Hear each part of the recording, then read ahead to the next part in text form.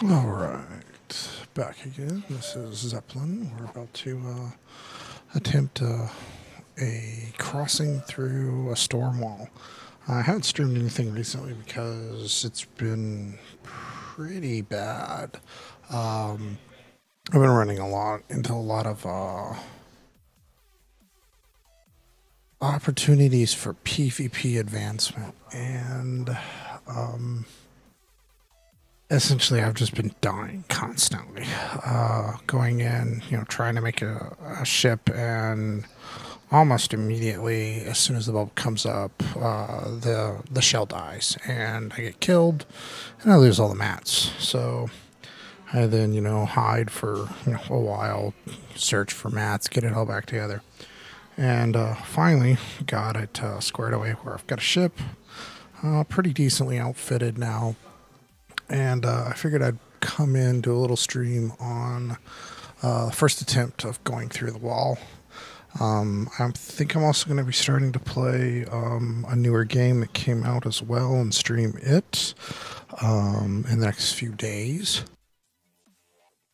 But currently, let's go ahead and get into game of Worlds Adrift, and we will see if we can get through the storm wall.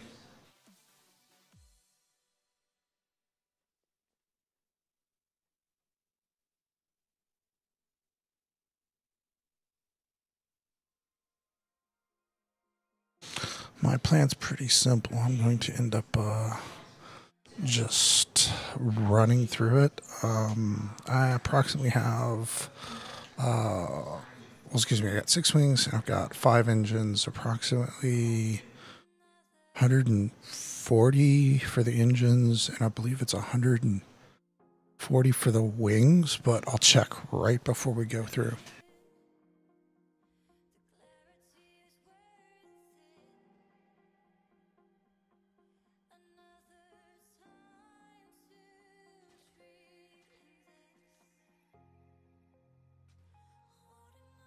So wings power is 39 times 6.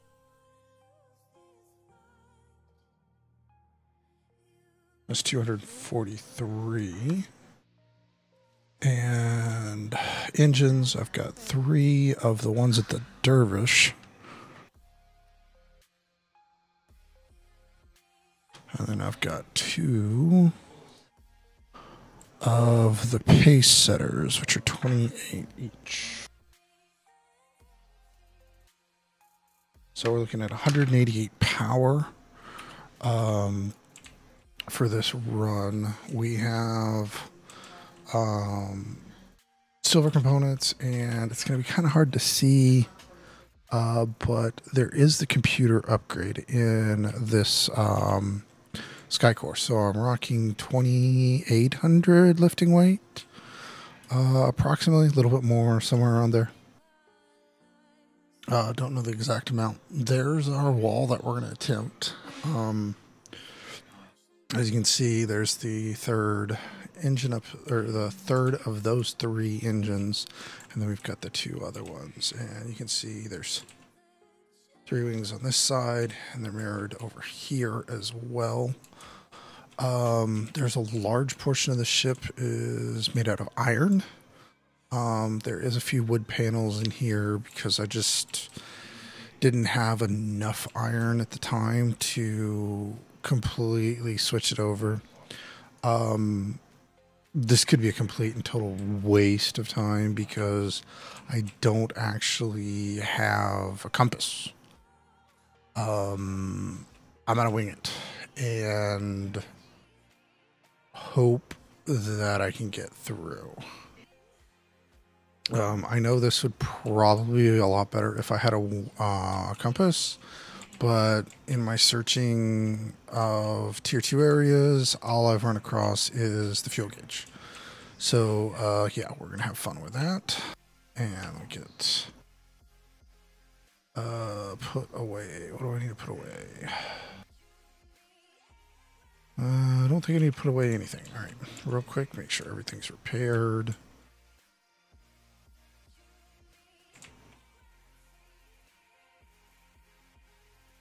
Shouldn't be any damage on anything, but okay, cool.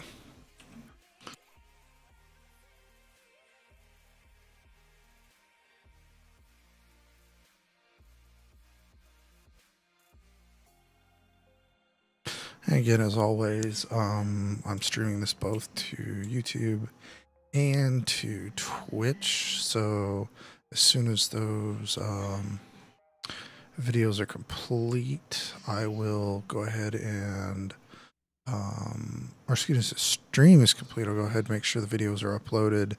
And I'll update some of the resources that I use because they've actually been updated, the engine and stuff. But other than that, we're just going to go hopefully straight through.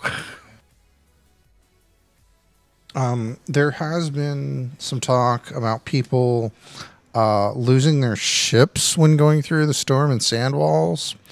I'm not sure if that bug is continuing, but nor do I know if the people that are going through are possibly running into the world height issue. Apparently, as you get closer to these walls, there is a incline or decline, however you want to say it, in the world height. I can kind of see a glimmering of the world height coming down. I have no clue if you can see it in the video, but it basically, it comes down at don't know what the angle, but let's just say, for sake of argument, it's like a 45-degree angle. Well, if you go in, you may run into that wall and you may take damage. I don't know. And I don't know if this is what is causing people to lose their ships.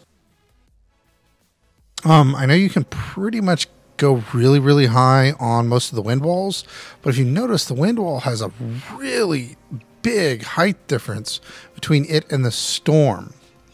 So you might be running into that bug. I have no clue. I don't know how people are losing them or if this is even a thing. If you have an altimeter, I have been told and seen that 2,800 kilometers is a safe passing level. Again, I don't have anything but a fuel gauge to go through.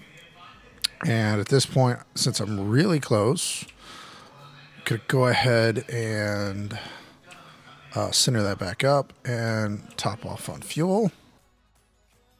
This thing is pretty quick. I do have a decent amount of, wings and flight.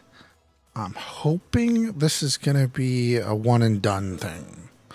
I'd really hate to have to, redo this, but, it's a possibility.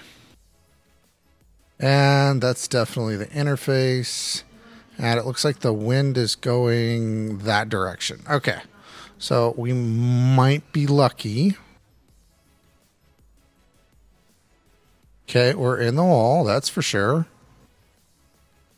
Looks like we're still level for the most part.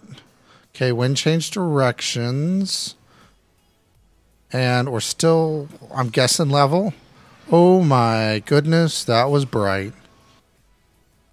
We're looking level still. I'm going to start going up, and we're nosing down a little. Roll back for level. All right, so this is definitely a little bit more interesting than... Okay, diving down. Got to lift back up. Come on, come on, come on. Come on, nose up. Nose up more. Ooh, nice big hit. Let's see. Come on. Seems to be okay at the moment. All right, we are rolling a little bit to the side. Come on. Come on. No, no, no, no. Your heading is going way wrong. Come on, turn back in. Okay, we're not... Yeah, I have no... Okay.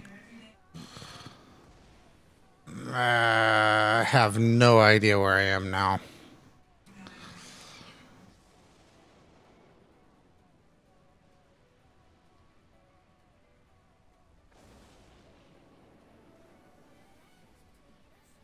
Yeah, we're just going straight down. This was a bad idea without a compass.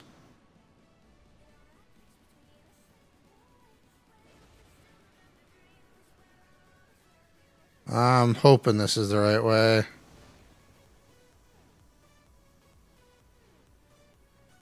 Looks maybe promising.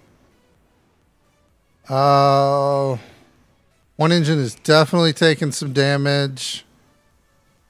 Other ones seem to be running okay.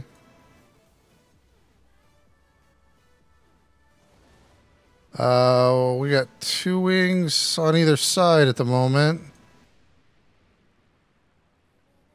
Okay. I'm just going to head this direction until we either die or... Yeah. Okay, that was, we just lost panels. Oh, good. We got light. We got light. Yay. Come on. Come on. Towards the light. Light, light, light, light. Oh, my goodness. We lived, sort of. Come on. Come on. Level out.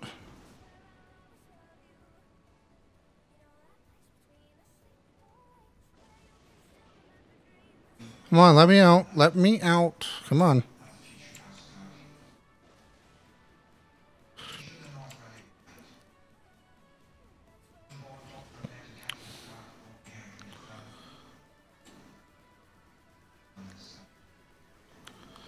Okay, got one panel that's causing issues.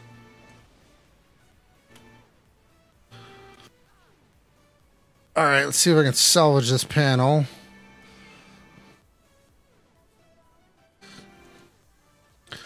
Okay. And yeah. Okay, that was not cool. So let's respawn. Hopefully we can get back on the plane and do something about driving somewhere.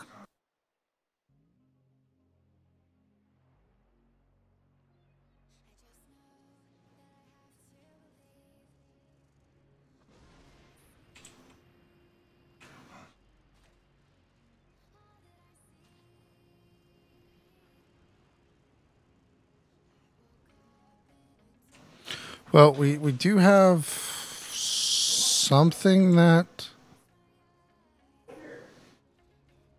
All right, let's repair, see what we can repair.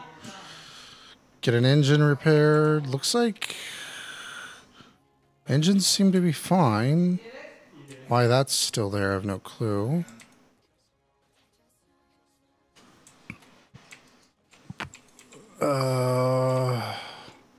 Lost a few panels. Let's go ahead and cut engines. Okay. Wings damaged a little bit. And we'll see how everything looks here in a moment. Yeah, I think we're back in, I think one of the T2 zones. Because that, yeah, definitely did not work. So, yeah, I definitely need a compass. But did manage to not lose this ship. So, back to doing exploration. Once this is all repaired.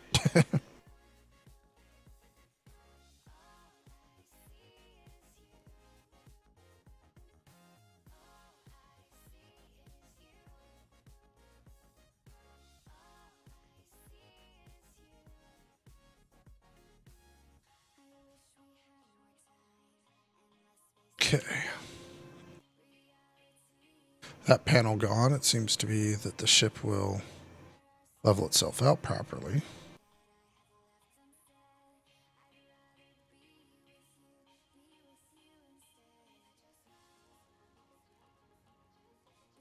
But I was expecting a lot more lightning strikes than we got, but I guess it was because I turned around as quick as I did. We did lose panels, which may have been why we lived. It looks like we lost at least 3 panels. There were 2 on the back, and then the one that's to my immediate left is missing. I haven't gone downstairs to see if there's anything down there that's missing. We'll check those out here in a second.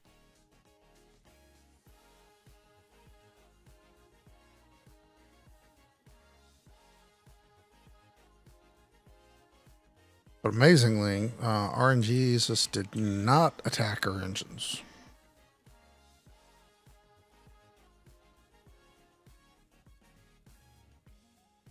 Now this panel was just about dead.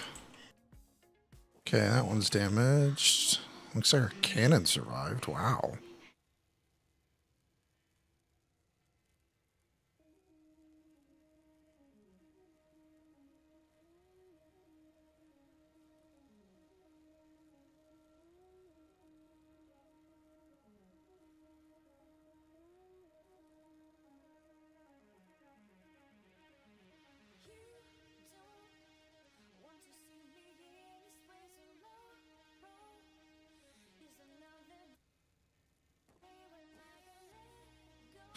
That's cool. So those survived without any damage. Oh, there looks like, there goes that panel's damaged, but it's still there at least.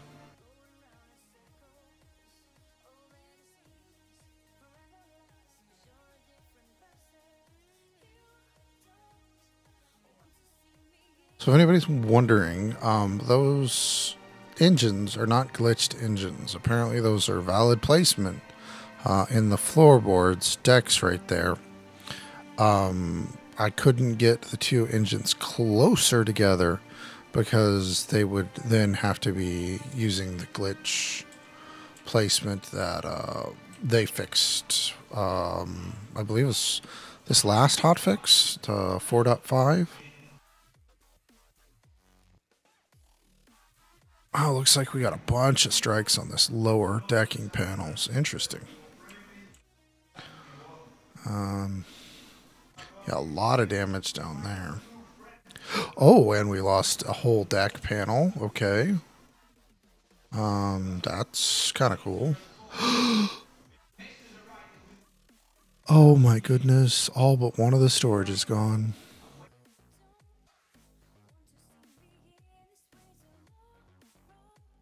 That's saddening.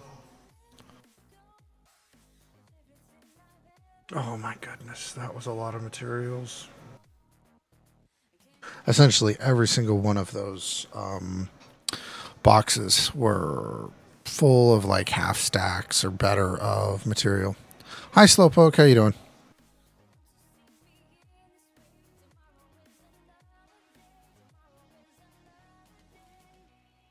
Yeah, so am I. I've had a very interesting week. We had a lot of destruction. No, yeah, you just missed me going through, and I turned around, and I definitely need a compass. Yeah, Stormwall. Definitely need a compass to go through the Stormwall. It is no joke. There is just like I had no engine damage. It was mostly panel damage, but I need instruments. That's for sure. I was hoping I could get away with just watching the wind gauge thing that you see on your red string that's on your helm. And as soon as I got in, it switched directions like twice on me, and I'm like, I have no clue if that was a direction change, like did the storm push me the wrong way, or if it was just wind change. So yeah, I've got to find at least a compass. I've got a fuel gauge, and that's about it right now. But no, I hadn't streamed all week because I kind of was stuck on one island and kept dying. Every time I put down a ship frame to start building, I would get attacked. And they'd destroy the frame, and I'd lose all my materials. So, pretty much everybody knows how to do gathering of materials. So I don't find it very interesting. Like, if I'm going around, showing islands off, I have no problem showing islands off. But I literally was stuck on the same island. Slow, I've actually heard some very disconcerting information about flying high above the walls. There is a current known bug that you can lose your ship by running into storm walls and sand walls. There is some speculation that yeah, I could, but the area that I was in, there was a lot of places that the pirates were already like attacking, and there were. I knew the group of pirates because I saw them on Twitch. So what I was doing was, why did the message take so long? I'll have to check into why the YouTube ones are taking so long. I don't think I have any of the delay on YouTube, but it may be. But anyway, so I could have revived to another island, and that would have been great, and I would be able to jump around. But I was on an island that had a large number of the resources I was looking for. Like, I had really good spawns of tin there, and I had good spawns of lead and nickel and everything I needed to build the ship. Like, this ship, this frame, is, if I scan it for you, if I hit the right freaking button, come on, show me. There it goes. So the beams, they're all made out of tin. So the frame is super, super light. The original version of this frame with the cedar floors that I had in was 250 kilograms. So this frame was ultra light. Now, I've gone ahead and started putting a lot of steel in because, you know, pirating and you've got to be able to take damage. Cedar's just not there. I'll keep some cedar in here just for lightness, like in the engine areas over here. But for the most part, it's all going to be converted to iron, externally at least. But let's go back to your first kind of comment of flying over the walls. I have heard and have no way of confirming this without risking possible ship loss, is if you fly to the top of a zone wall and you then use, why am I going down? You then use the method of flying over the wall, you run into a ceiling height change. As you go towards the wind walls, it seems to be there isn't a ceiling height change. But when you go into the storm and the sand walls, there is a decline or incline, however you want, whichever direction you're going. Oh, I'm glad the echoing's gone. But anyway, so as you're going into these walls, the ceiling height changes.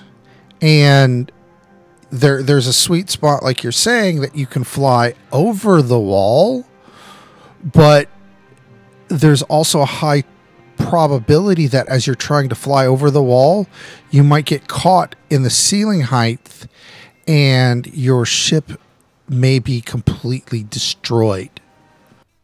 So the new way that I'm understanding to successfully go through is at about 2,800 kilometers, you can fly through without a problem. But I don't have a compass, so I had to turn around. And now I need to go find an island. Okay, so now this is the tier 1 zone. All right, so I know exactly where I am. So I got to go through that wall to go find a compass. Oh, I need fuel. And I lost all my well, I didn't lose all, but I lost a large portion of my resources when I lost one of the decks downstairs. So.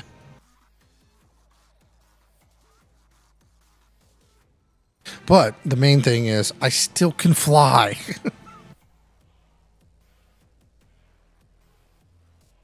And just to give you an idea of this ship is rocking 188 power and 238 wing power.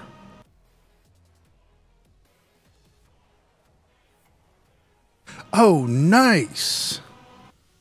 Is the delay quicker over on Twitch? Or quicker, delay shorter on Twitch?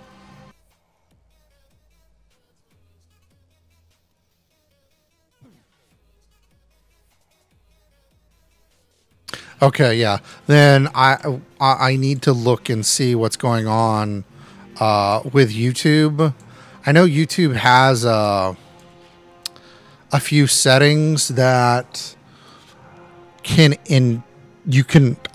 me as the broadcaster can make them add lag to it, but I don't really like it because I kind of like to be able to respond to you relatively quickly. And if there's a big lag between what I see and your response, it's like horrible.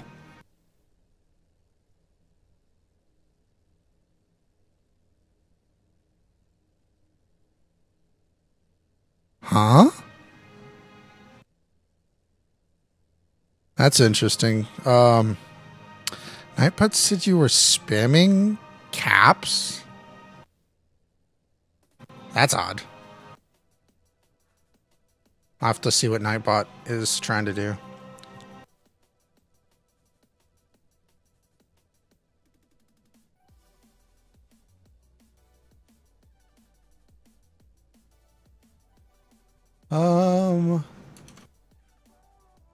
It doesn't show me what you did. Okay. I don't know what I did. That's weird. I mean, you're not, it didn't show me that you did any, and it's not showing that there's any in chat, so I have no clue. But I'm glad you got a new computer. Yeah, but for somebody that doesn't have moderators, it's kind of the easiest way to do some filtering.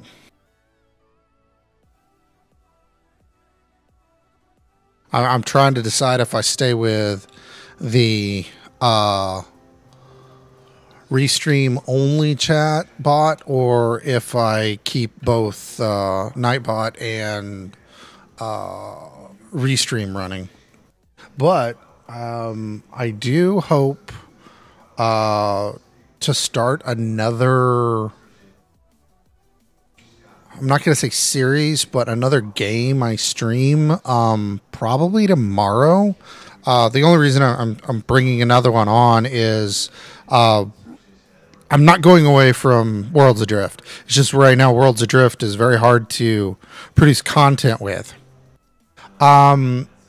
There's a game called JCB Pioneer, and it's a Mars survival program, survival game, and it just dropped today. Or maybe it was yesterday it dropped, and I've been kind of watching it, and it looks interesting. And the other one that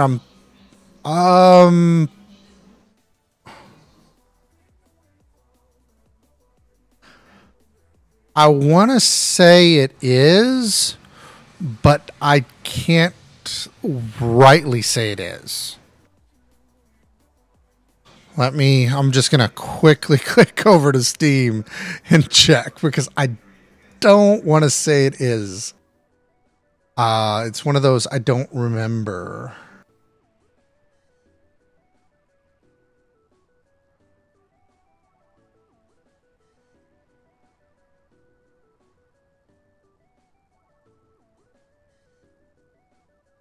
No, it's a single player. No, that's fine. No, JCB Pioneer is a single player, but I'm also looking at maybe, I think Hellion is multiplayer also, and I'm thinking about doing it as well. I thought about No Man's Sky, but it's just until they get it a little bit further along, I'm not really interested in playing with it. I mean, it's a beautiful looking game. It's got a really nice premise, but it's just... I actually have Star Citizen, and I've had it for quite some time, but I haven't loaded it recently, and I really want to run flight sticks with it. And I really want to do the, there's an IR head control for it. And that's just a lot of moving parts that I don't have currently. It will be something that I know later on I will definitely be playing. I might try and stream some early footage of it. But when I looked at it the first time, and this was probably maybe 7, 8 months ago, there was very little content that was streamable or recordable. You could make maybe 2 or 3 videos and you were done with all the content that was available in the game. I haven't been in it in quite some time, so there might be a lot more now. But it is a pretty cool game. Did you by any chance see the PvP blog? I'm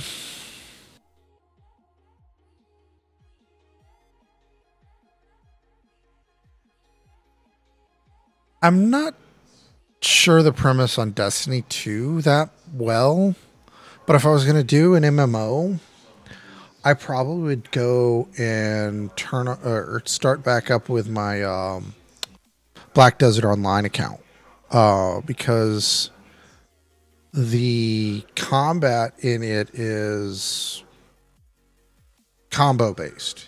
You literally are controlling the character's combat maneuvers to do the actions. Like I'll say this much: like I played Final Fantasy, Star Wars Galaxies, WoW, a bunch of different games like that, and you'd hit like 1-4-7-3 to 1-4-7-3, to get your rotation. In Black Desert Online, you end up hitting like W left and right click, then right click 3 or 4 times, and then back double click. You go into a really weird combination of moves that are completely different compared to the typical MMO. And it is by far the most fun I've ever had playing an MMO.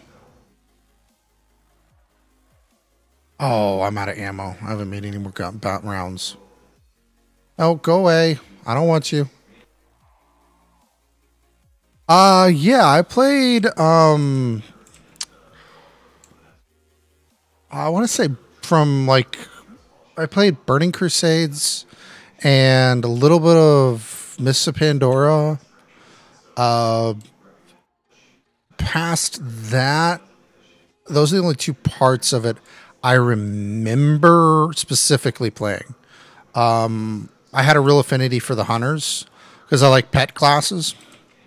During that time, I'd like pet classes, and I was just playing it. Oh wow. Yeah, I just kind of come off of playing a whole bunch of Star Wars Galaxies.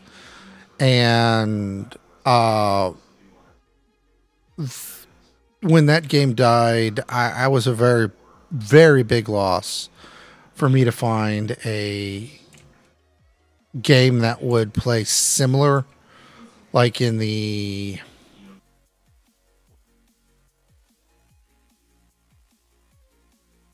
depth of the game. Galaxies was not a hard game to start, but there were several classes that were extremely hard to say that you were in the top 5 of a server. One of my favorite I made 2 characters. My main character was a bounty hunter, and I was a pretty decent bounty hunter.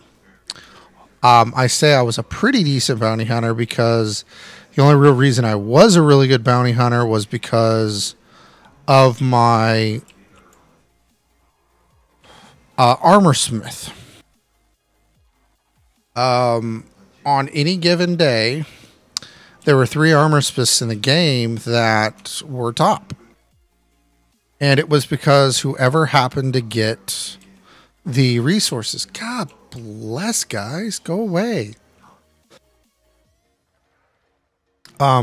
everything in Galaxies was based off of resource gates that changed forever.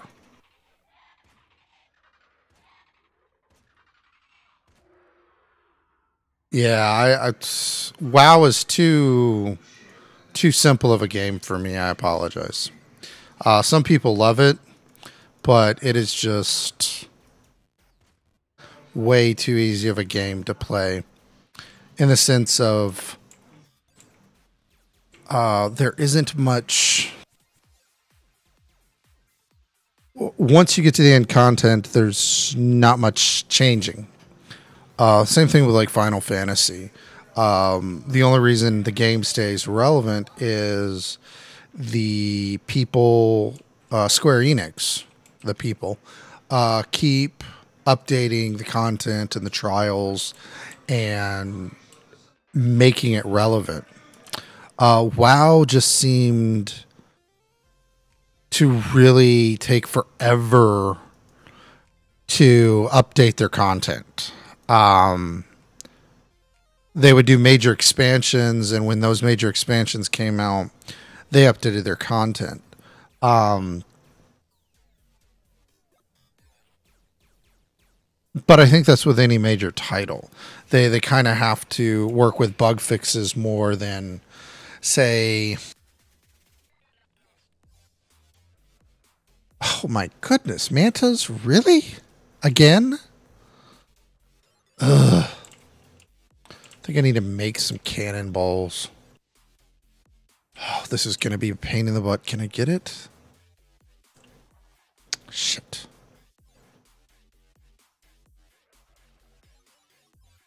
I can't get me.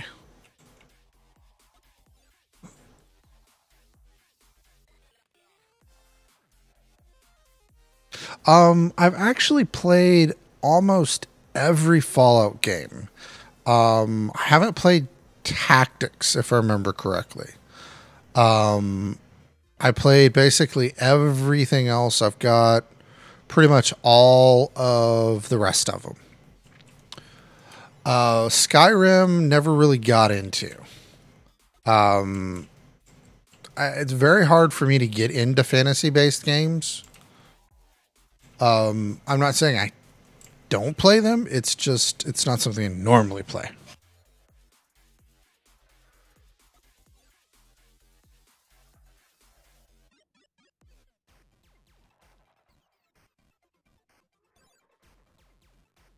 Okay, what the hell?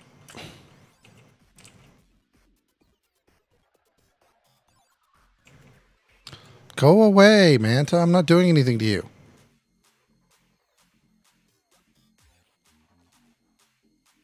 Um,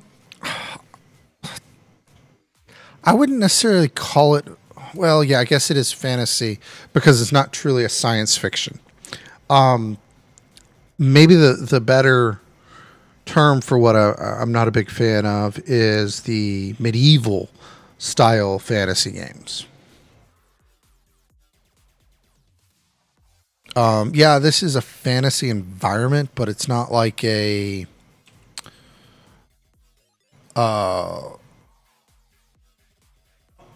you're using crossbows, which you could use crossbows in a fiction environment. You know, the Wookiee bowcaster, for example. But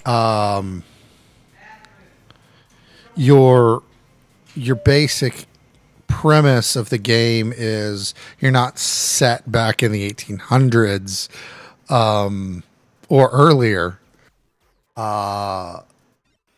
wielding swords as your only weapon. There is some really good games out there like that. There are some science fiction games that you do really good sword play. But it's just a matter of opinion on the fantasy genre because it's really undefined very well. Fuck. That thing's going to destroy my ship. Go away.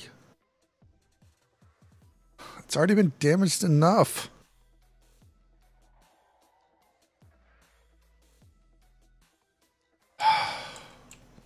Oh, can I shoot it from up here? Probably not.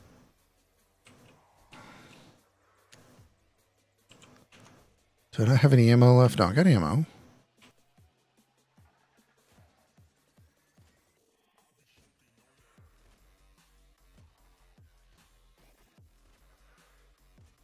Die. Go away.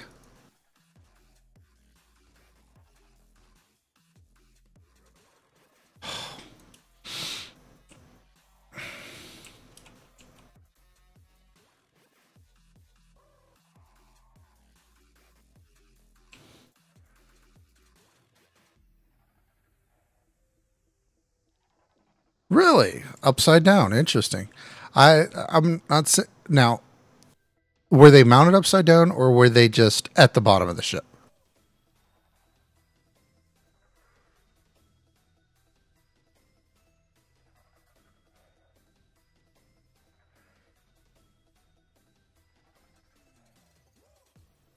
Interesting. I may have to do that. I like my rear cannon because it's gives me some medium of ability to distract pirates, but at the same time, its effectiveness is rather low.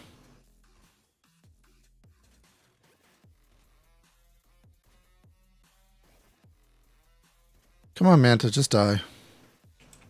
How am I not hitting it?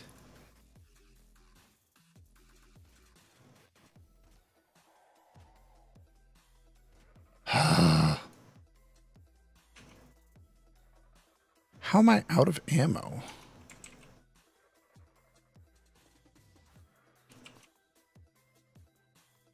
Okay, I've got 18 bullets. This is odd. Something's going on.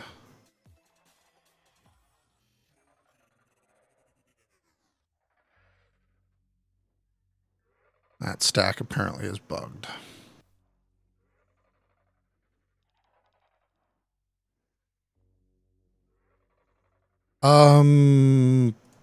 I don't see why you couldn't, but there is a pretty long timer on planting it, so you might not be able to physically accomplish it.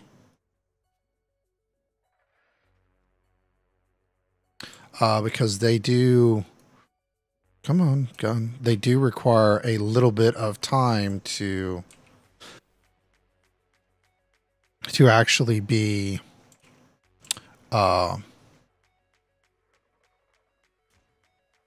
deployed.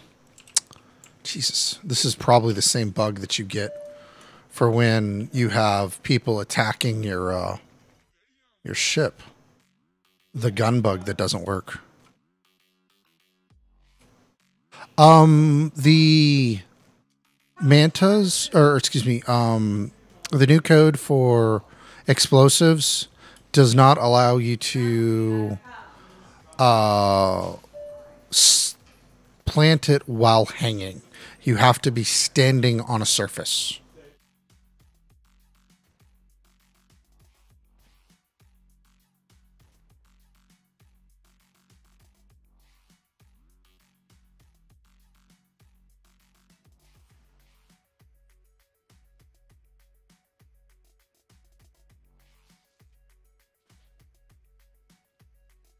I'll be right back. I gotta deal with something else.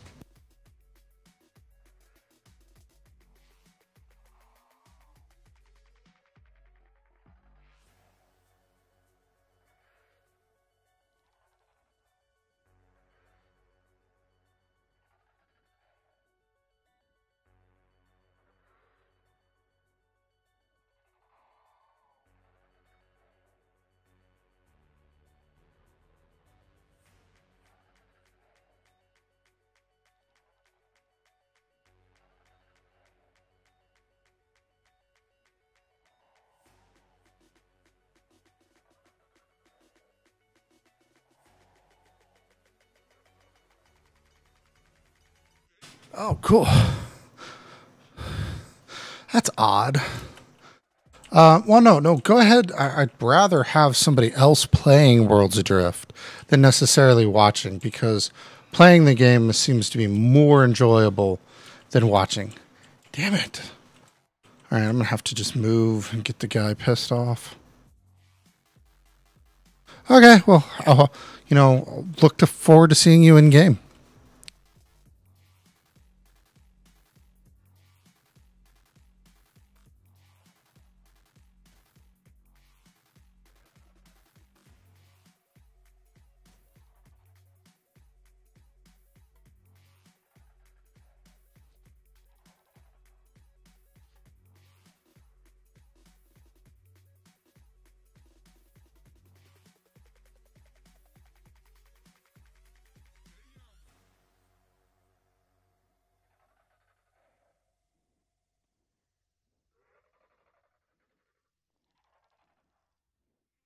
All right, Manta. You're starting to really tick me off. Let's go. Get out of here.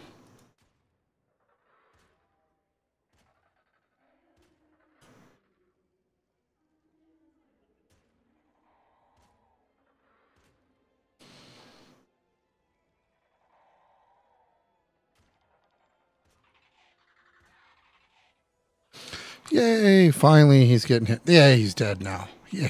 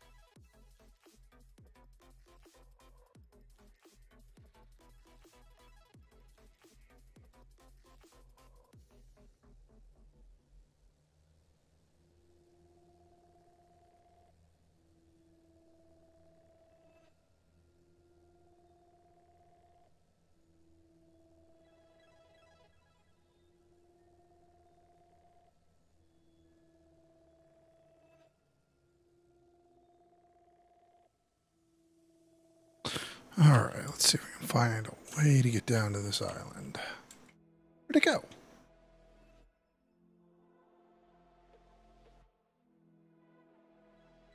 I thought it was right down there.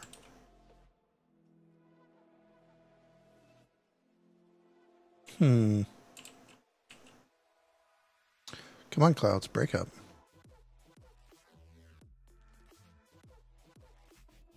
Okay, maybe it is further. Way further than I thought. Okay.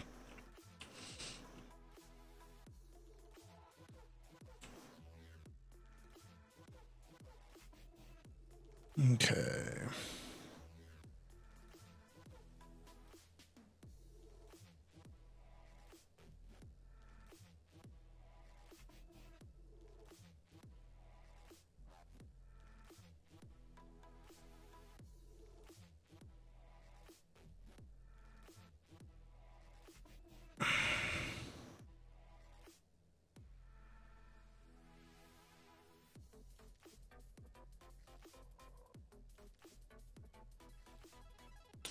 Let's see. Oh, no, there it is. That's the one I want.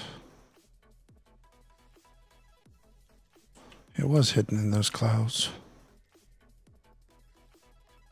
Yeah, that's it, definitely. Get way down there. Just hope nothing's around. That'll always be the thing. They'll be always just lurking.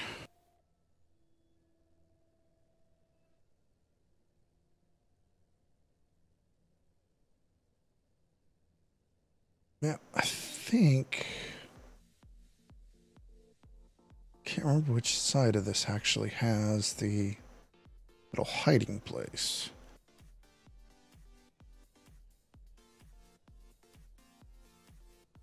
Oh, maybe this isn't the island I'm thinking it is, either. Maybe it's the next one. We'll go to this one anyway.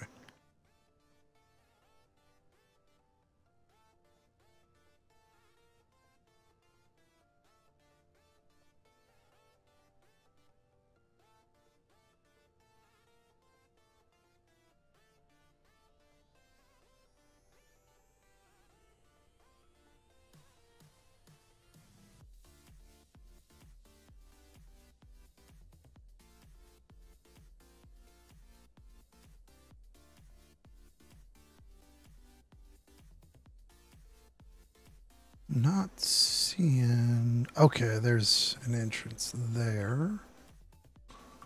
Not what I want. It must be that one that I'm thinking of.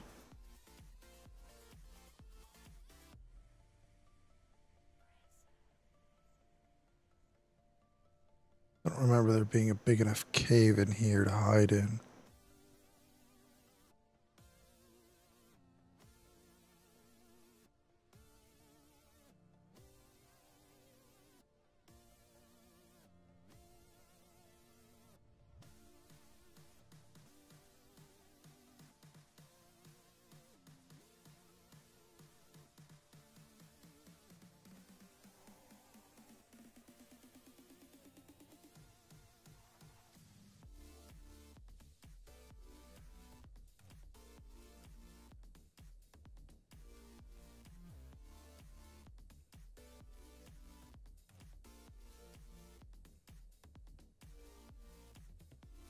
Well, maybe I'm wrong.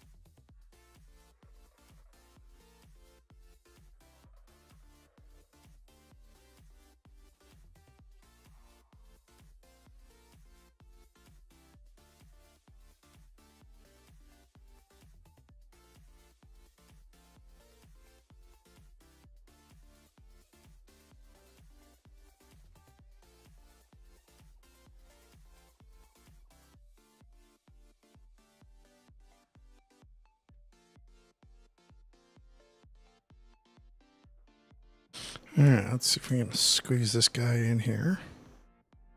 And then go look around for what we can find.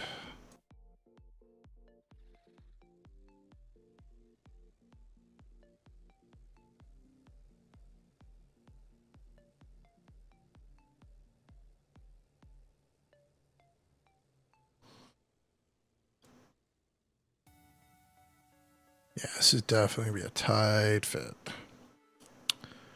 Hope it'll fit in here. Oh, do I have enough materials? Yeah, barely. Okay, good.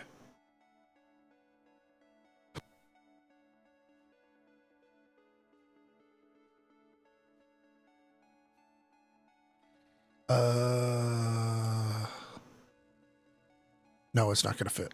Damn it.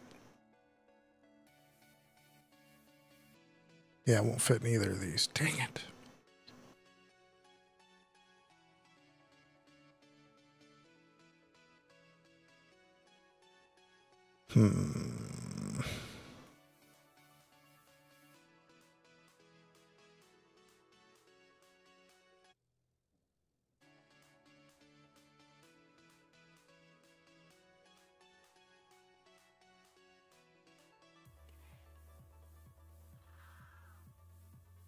Thanks, Mantas. You're doing such a good job.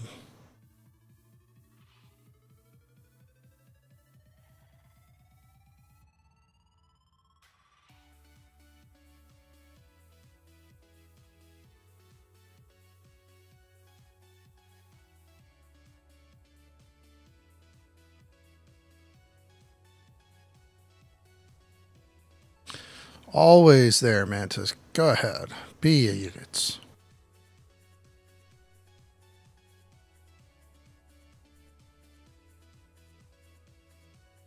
Are you sticking?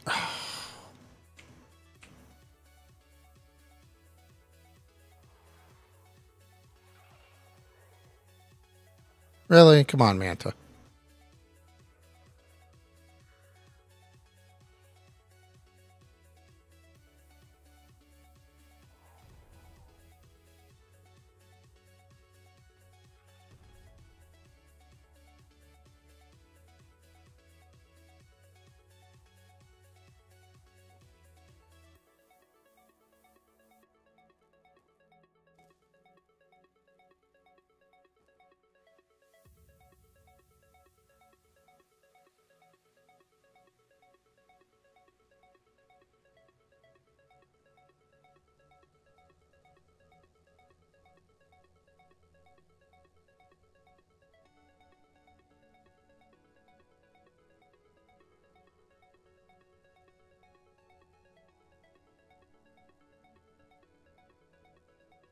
I think this is the one I can get into. Yeah, it looks like there's a nice big hole right there at the bottom.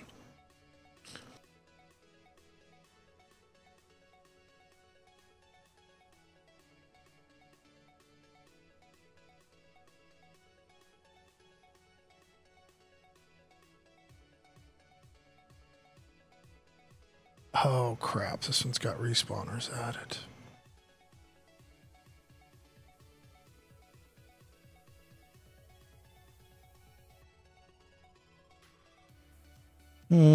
We'll try for it anyway. Let's do a quick one. I don't want to stay for any of the time.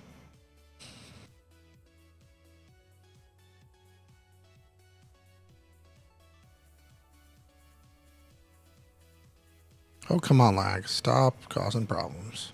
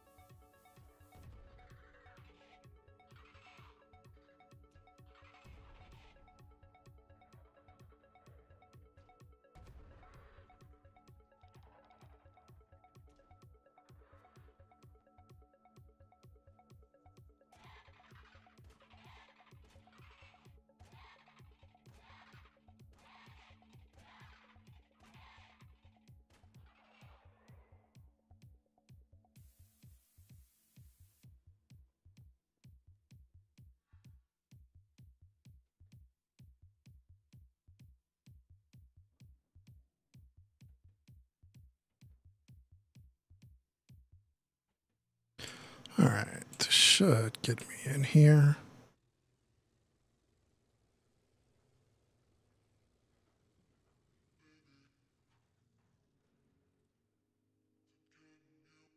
As I crash into it. Okay, this one is... I think I need to go in a different way.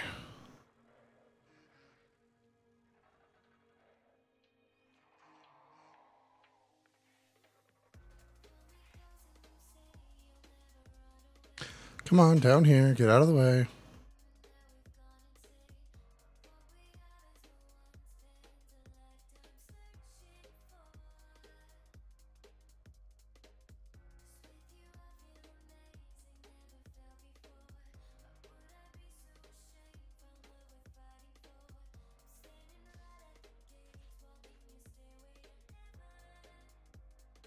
Mm-mm.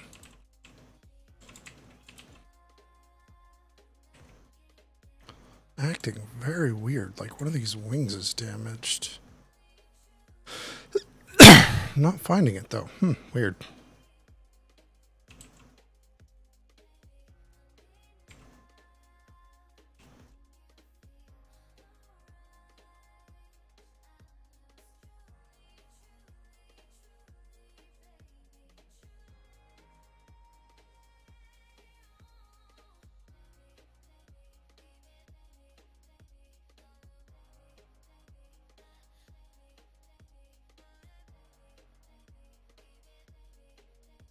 Okay.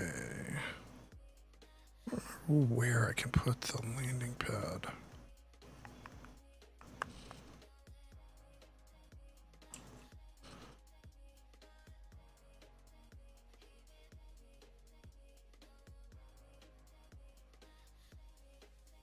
Should give me clearance to get under it.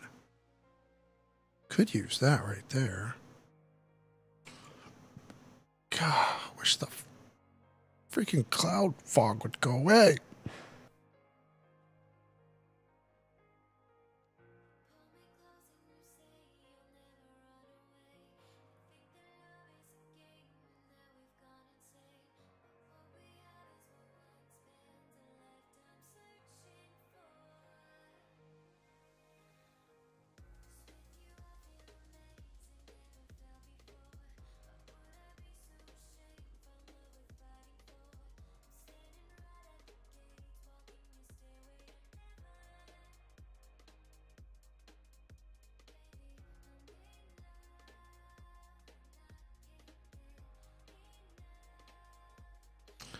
Might be able to slide up into that.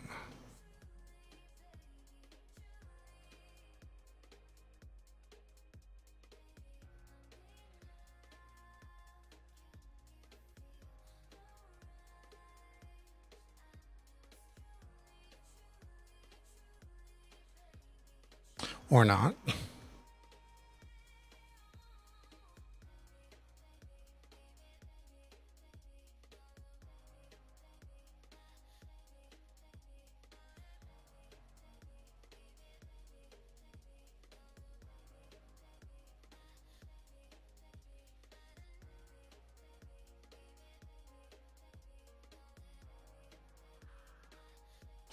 Alright, come on, slide in. Be a nice little girl. Do your job.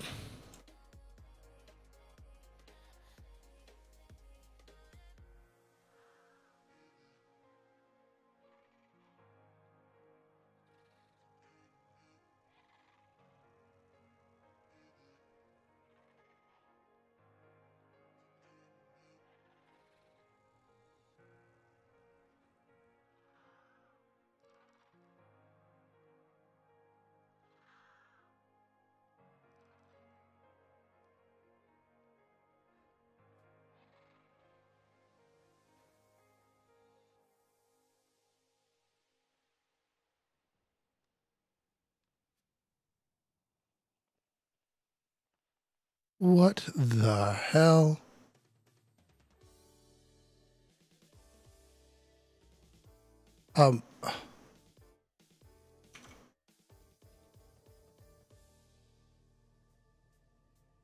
Okay. Yeah. Okay. I'm gonna restart my client because I just hope I didn't just lose my ship.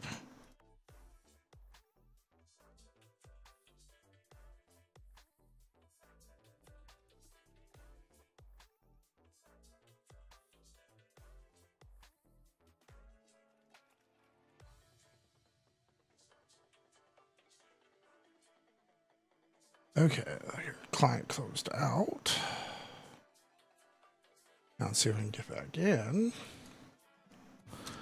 And hopefully the ship's there.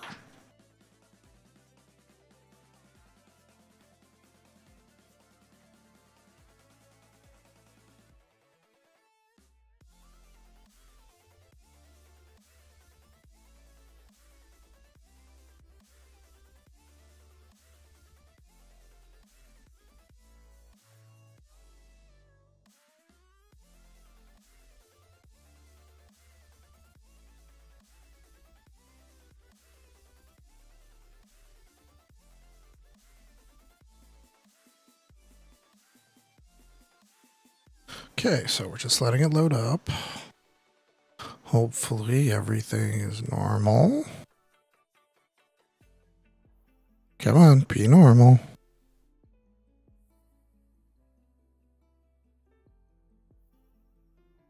You know you want to be normal. Come on, load up.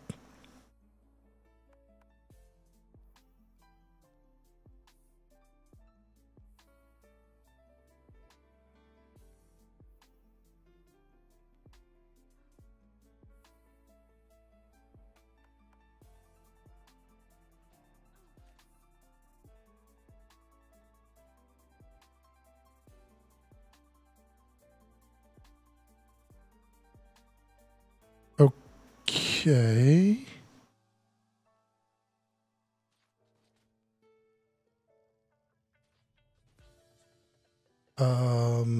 Where is our ship?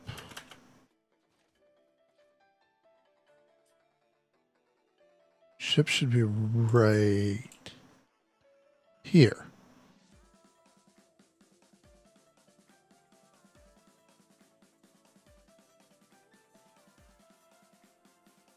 And I'll place this down and die and see what happens. Because, yeah.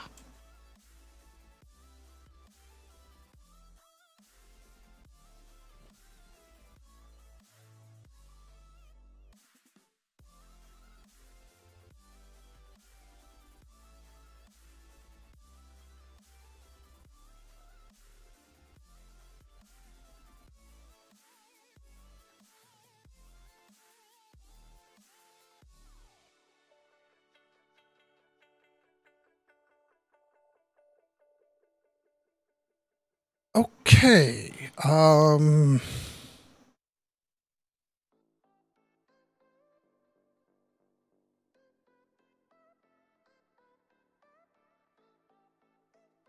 on that note, hi Slowpoke. Welcome back. We've had a catastrophic failure. Bossa decided to take my ship. The reason I say Bossa is I was flying to try and get under an island, and got under the island, was kind of maneuvering around, getting into position to get off and put down a pad, a shipyard. Jumped off of my ship. And when I jumped off the ship, it killed me. And I didn't have a reviver for a personal reviver. So what I'm going to do is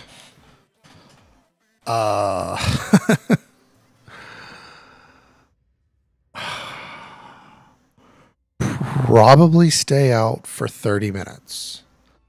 And then come back in and see if the ship comes back. Otherwise, I have to start all over again. Getting exceedingly good at it, but yeah. I think I'm in a T2 zone. Yeah, good. I'm in a T2 zone. All right, that means I at least have access to decent materials.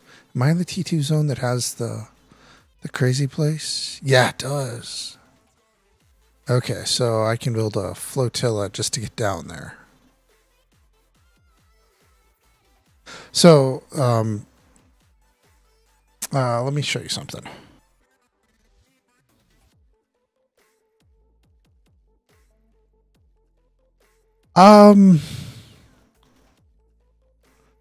There is that possibility, but I want to show you something really quick.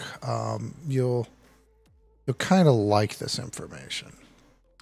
So up here, I don't know where you're going to come in. It could be anywhere. Up here in SE2, this bottom bioshrine if you can get into this island, it has a bunch of the salvage nodes on it, as well as all 3 gold chests that can be put in it, and all 5 data boxes.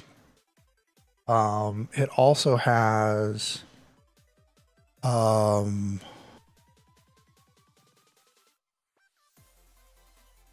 this isn't the one though.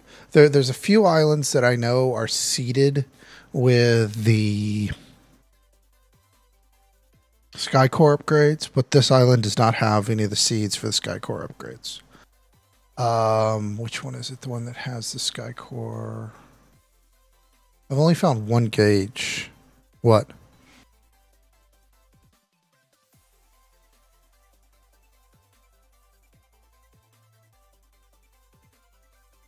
Holy shit, what?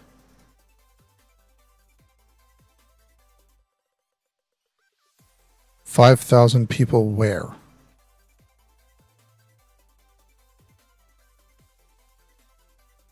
On the bio island? Yeah, this island. Let me let's see, can I get into the image for it? No, okay. So this island, I can't get any closer. Yeah, basically it has everything. And I spent this island is contested.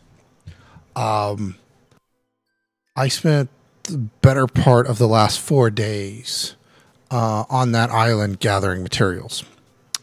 I had a couple stash chests full of stuff, but when I left, I picked everything up and put it all back in the ship I was on, and flew up into SE1. And I was going to start doing stuff in SE1, but then I ran across a blueprint at up here at this crashed airship that gave me they had a Skycore computer up here. So when they had that, I was able to plug in the Skycore computer for another extra 800 weight. So I had 2,897 or something like that weight, because everything I was building was out of silver. And I then attempted a crossing. But now I'm on this island here, the tropic base.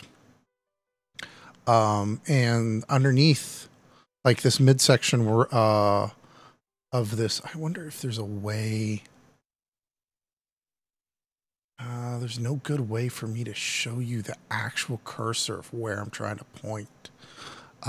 Because the way OBS works, can't show exactly the middle of this island where that dark zone is between the gray. At the bottom of that, there's an entrance that is a tunnel that runs down the entire length of this island. And that's where I was trying to go into to hide my ship to go to the gold chests here. The gold chests here is one of the 2 places that I'm aware of that seeds gauges. I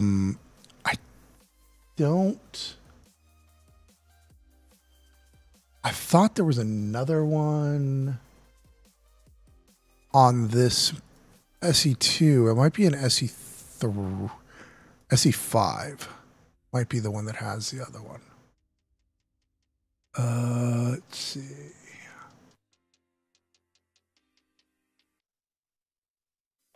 I'm just trying to find the one that I know that had. There's one that I specifically got on my alternate account. Hidden Garden? No, it's not it.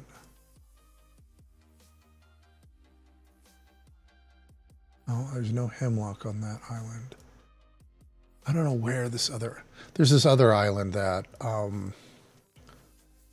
was using for a while. That was super, super nice.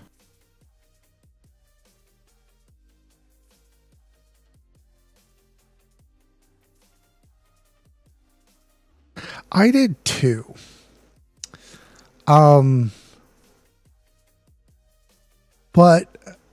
I was starting to notice a pattern over the last 5 days of being on the Bioshrine. There were certain things that were dropping out of the chests. And maybe gauges are just really hard to get.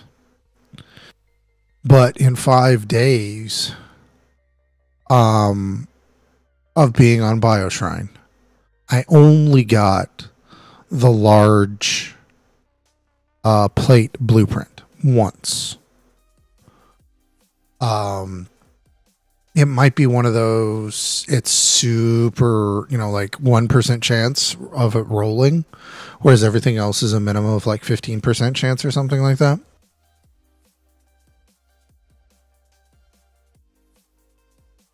Yeah, the large plates are really easy to find in there, but when you don't even have a compass, yeah.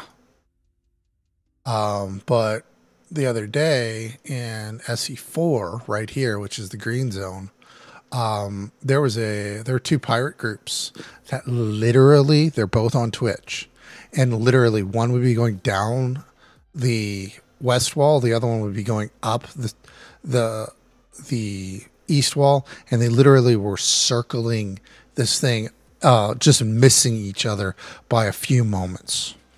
It was hilarious because you could switch between the two chats, and you'd see one go by these pillars down here, and then the other one would be up here. And, a few minutes later, they'd be passing the rubble, and like the other one would be in between these two islands. And you knew they were just in the middle somewhere, and they weren't going across the center. They were circling the outside, looking for people coming through the walls or people trying to go through the walls to take them out. And at that time, I was at Bioshrines, and I was super scared because I was like, okay, all it does is it takes one guy to come across.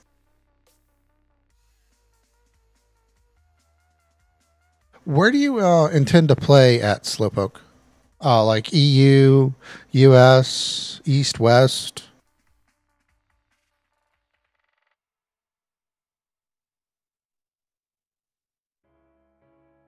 And I run, I'm pretty sure you know where I am. I run the East, the US East, but I have no clue if that's even geographically a good idea for you.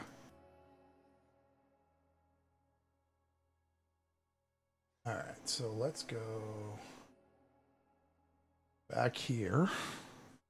And yeah, but predominantly right now, the EU servers are running better for lag, especially the West. So if I were you, I would use EU West. But it also seems to have the lowest population as well. Both of the East servers are the higher population for EU or North America. But there is an advantage of being in a low population server, being that you're not having to fight for things as much. Hello, Runkai. How are you doing? Wait, Era Nokoi? Hi. I'm sorry. I'm butchering that. I'm sorry, Era. Oh, EU West is the high pop? I thought it was the other way around.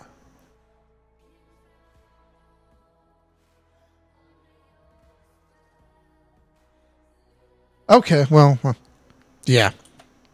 Era. Okay, cool. Let's see. Triton respawn. And no! God bless! There's no on EU East. Okay.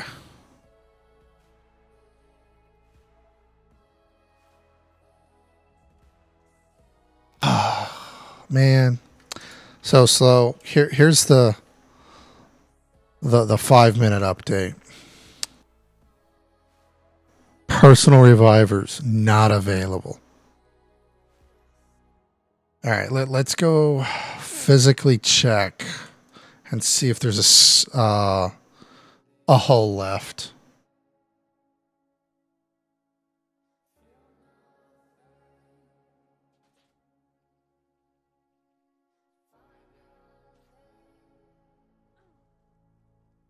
Oh, real quick before I forget, I wanted to show y'all this. No, not that one. Science. Okay. The new Worlds Adrift Science Discord has put out an updated material sheet. That sheet has changed from the 3-3 science, which for propellers, it used to be aluminum and bronze for the fastest. Now the propellers are gold and lead are the fastest speeds. So if you don't have that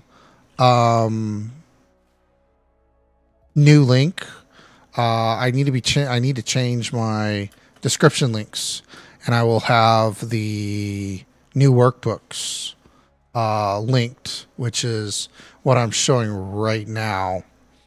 That's one of the 4 updated ones, I believe. I don't remember off the top of my head. I know there are 3 that they updated, and then I think there's a 4th one. Yeah, you do.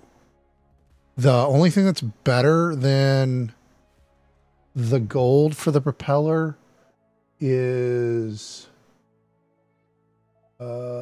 steel. Steel and aluminum are the top speed propellers right now. 10 is probably the easier one to get a hold of. But like if you're trying to really push out a lot of power for a jet engine, the lightness comes in with how fast it turns on. It doesn't have anything to do with fuel. Yes, there's weight for the part itself, like overall, but we're talking like 25 units. Yeah, 10 is a 93. Lead and gold is 100%, so you're losing 7%. But if you look at the total increase, for gold, you're getting 30%. Steel, you're getting 35%. 10, you get 29.6. It's a trade-off. And the reason I show these more than, say, use 10 is this information may change in, I don't know, say tomorrow they push out a patch, and in that patch they adjust materials again. This resource, this webpage, this group that maintains these pages, they constantly look this information up and update it so that it will be better. Yes, it does increase. It does count for spin up. In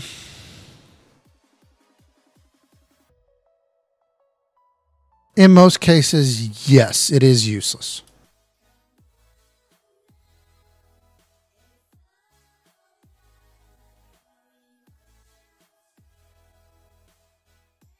Damn it. Let's see, do I have anything important on me? No, I don't.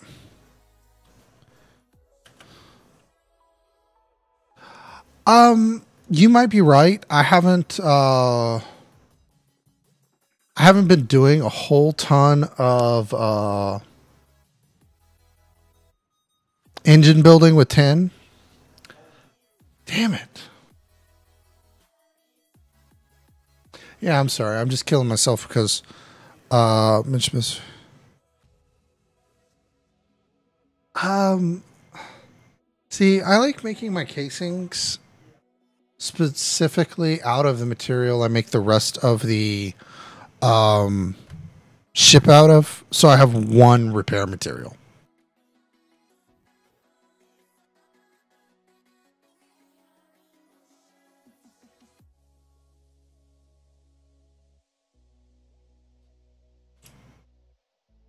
Again, I'm going to say that's.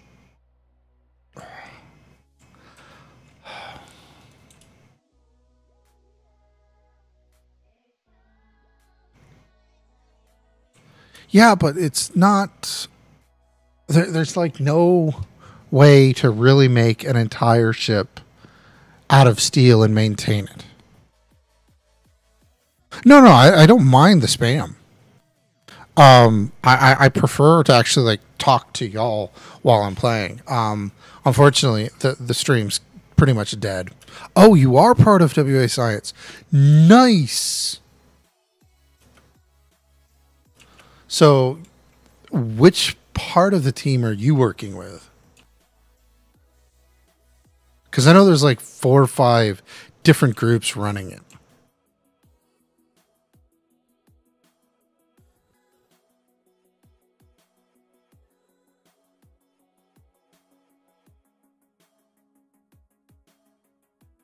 Yeah. I'm not saying that you probably wouldn't have like one of the best planes or ships available, however you want to use the terminology, but it would be nothing less than a nightmare trying to keep it flying. Um, I know my idea of an iron ship, there's going to be some things that are compromised. Why will steel be hard to maintain a ship out of? No, steel is not as common as you think. Iron is common. Bronze is common. Lead is common. Um, Everything else is, well, okay, yeah, in T4, but you got to think. Literally, this is week 2 for me, so I don't have access to. Okay, look here. I'll bring up the game pack again. So if you look at my knowledge here, my knowledge tree is nothing.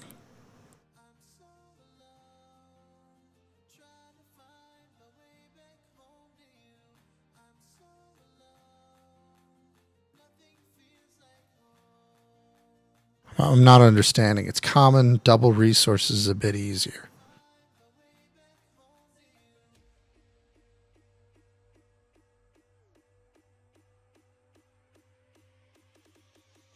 Oh, okay. I see what you're saying. I don't know. I guess it's maybe I've spent more time on ground on islands than I've actually been able to keep a ship alive.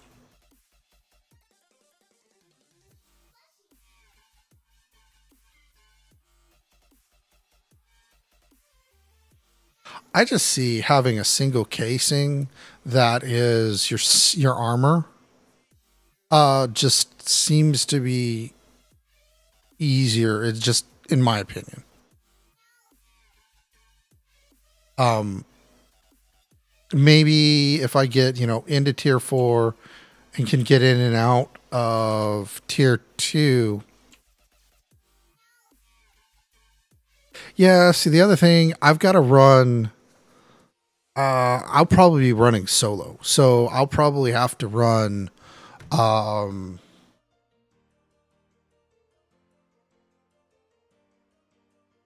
what's it's not titanium, tungsten.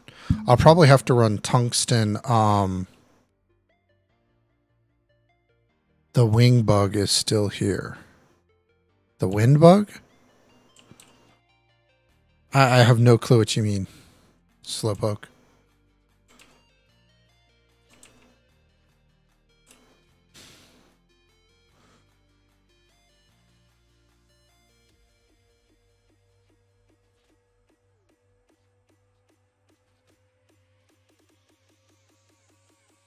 Yeah, I just took. Oh yeah, the inversion wing. Yeah, that one's that has not gone away. Um, and in Roki, the reason I'm not on a ship is I just got mine eated by the despawn bug. I was trying to land it right at this shipyard right there, and it disappeared right in this fog in front of me.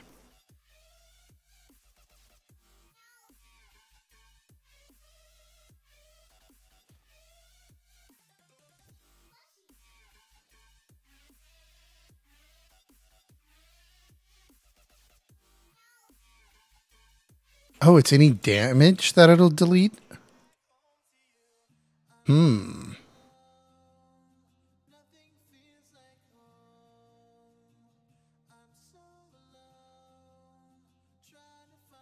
I mean, I might have hit something. It could have easily clipped the island. And when I clipped the island, I could have easily taken damage. This is not exactly a friendly place to try and fly a ship into.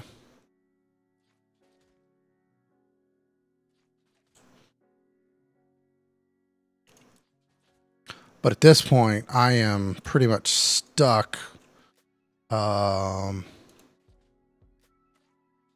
I can get some resources built back up. It sucks, but there's not much I can do.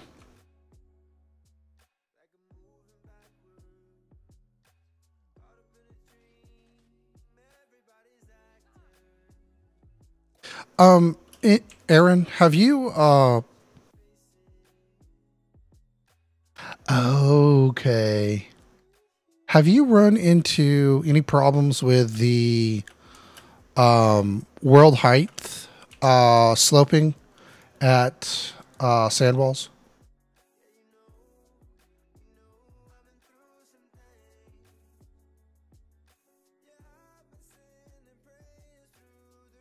I didn't know that the despawn bug was still a thing. I thought it was related to something different.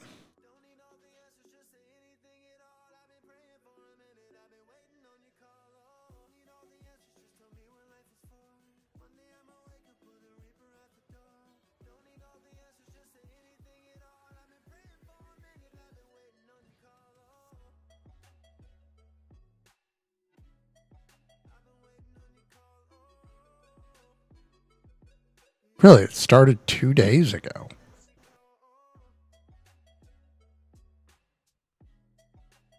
Okay, maybe this is something different then.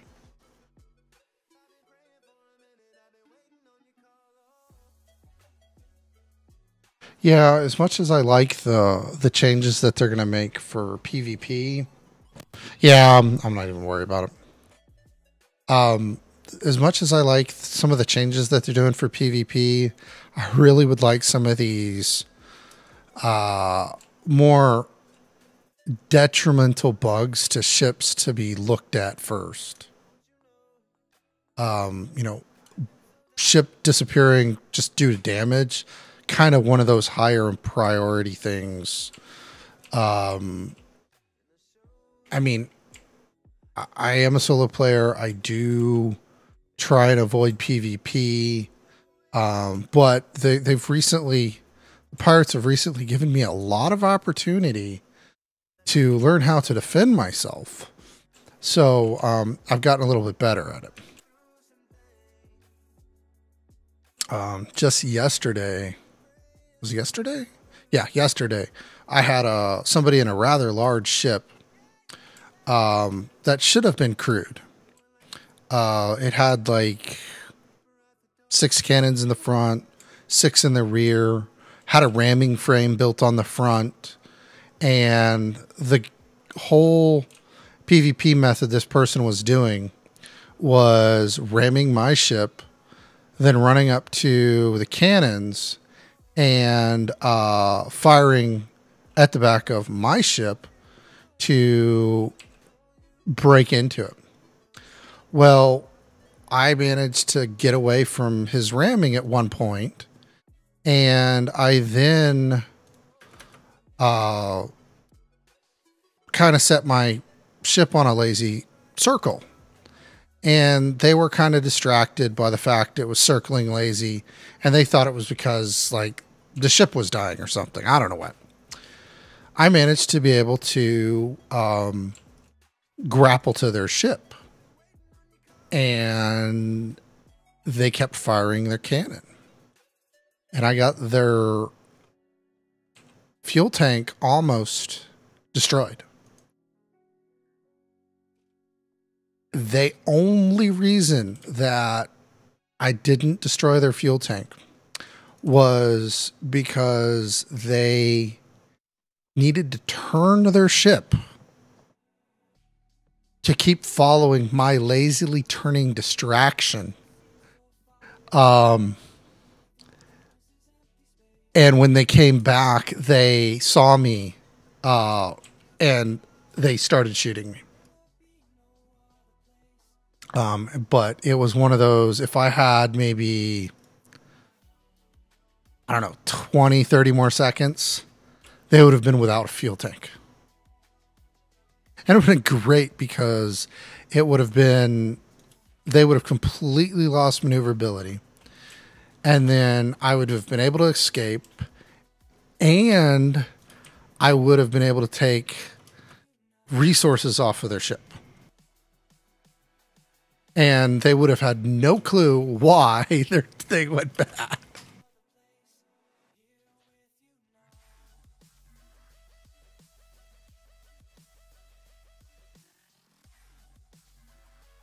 Oh, come on.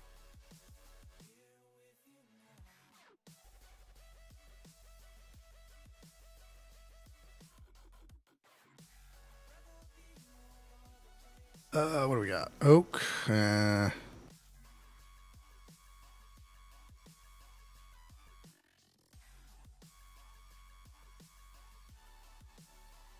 Well, I am really a solo player that I know how to PvP. I know a lot of tactics for PvP. I just, in this type of scenario where I am currently, evasion of PvP is the best thing for me currently. I need to be able to be on a ship, moving that ship around zones to acquire knowledge so I can get better blueprints. I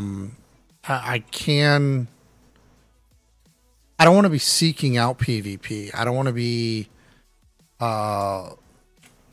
hunting where I am in my stage. And I'm not entirely sure where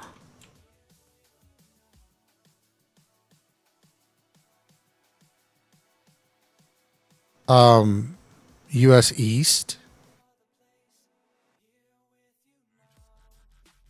Yeah, US East, I don't need to switch servers for PvP.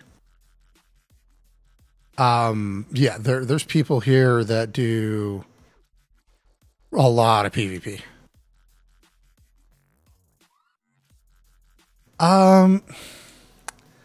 I have a tendency to rather be on high population servers just for the fact that I can do more than just one thing. Yeah, I'm on US East. I really don't have a problem with not having targets to deal with. They're here, they're hunting. Right now, it's learning to hide and effectively counter them. Yeah, it's be careful.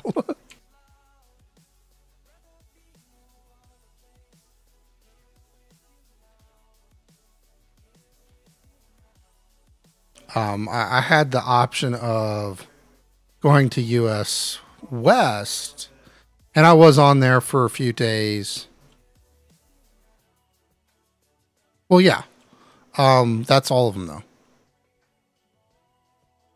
Yeah, that's tier 4 is just right now.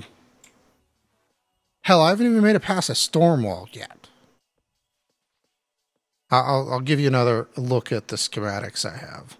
So, like, flight instruments, the most important one to get past, Stormwall. I only have a fuel gauge. Engines, I've got a couple tier 3s. Oh yeah, they're trying to, and I would really. That was what I was hoping. I was hoping I could get through the Stormwall without a compass, but it didn't happen. So yeah. No, unfortunately, Doctor Novicki, I did not make it. I ended up having to turn around mid, and I ran into the despawn bug where I was trying to park my ship in another island and managed to clip one of the wings, and the ship went poof. Yeah, it is probably the most important one. I just have not found it yet. I want to say this is the second week I've been playing the game. I just recently got a set of keys from this current batch and, decided to stream it. It's something I've wanted to do for quite some time, is get into streaming.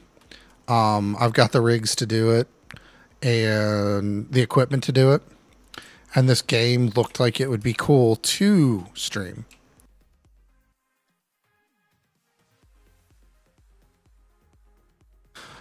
Who knows?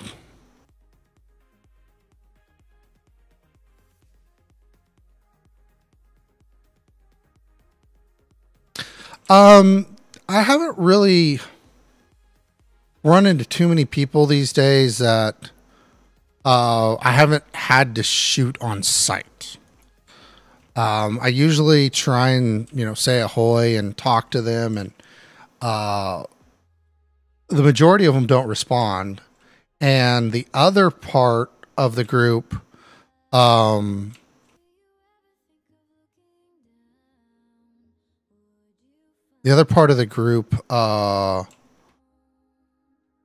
just attacks is fine as soon as I get him. Are you asking me if I'm a Bitcoin miner? Sort of.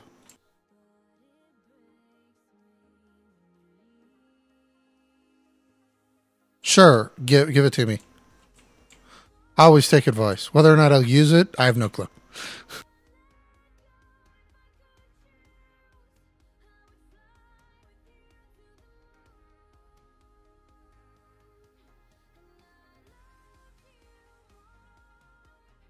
Come on. It shouldn't take that long. I know I do all sorts of things wrong.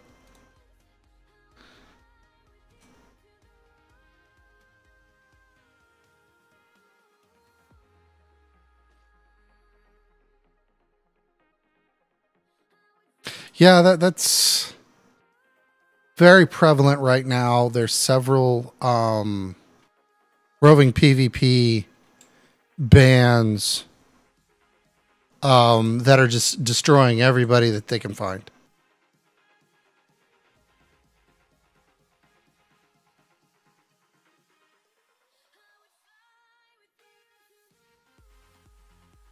And this island is going to be horrible for resources.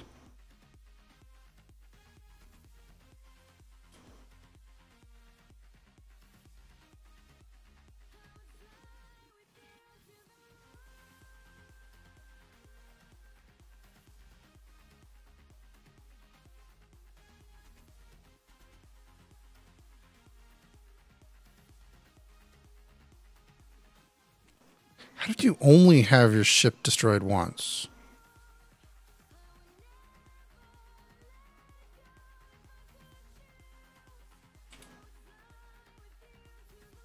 I mean, I've lost like 7 ships in the last 5 days.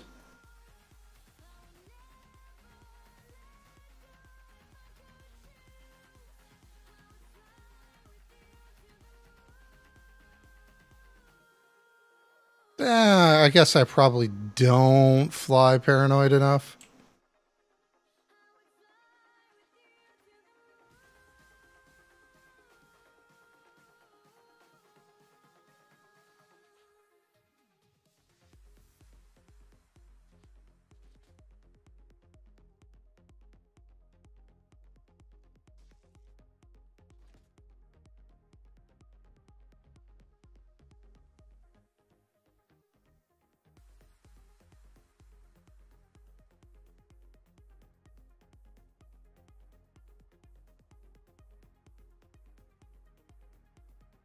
Yeah, I understand that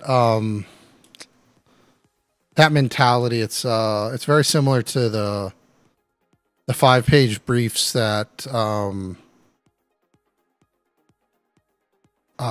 had to write for the Marines.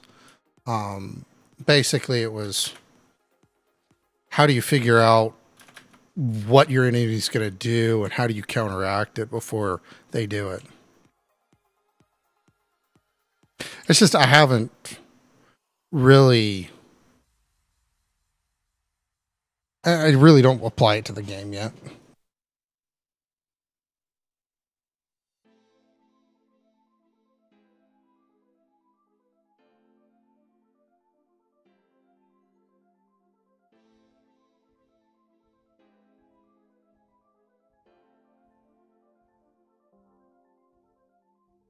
I mean that's what I consider flying paranoid is your what if game. Not that it's not something that I should be doing. It's just I don't.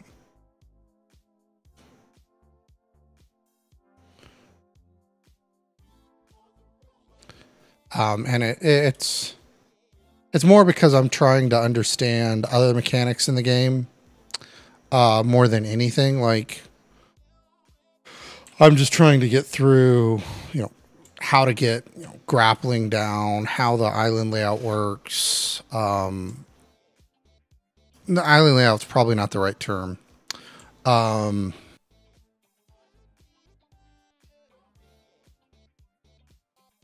how things in island hopping between islands and stuff like that work.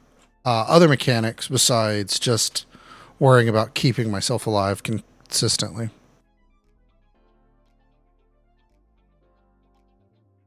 Man, this is gonna stink. I've got.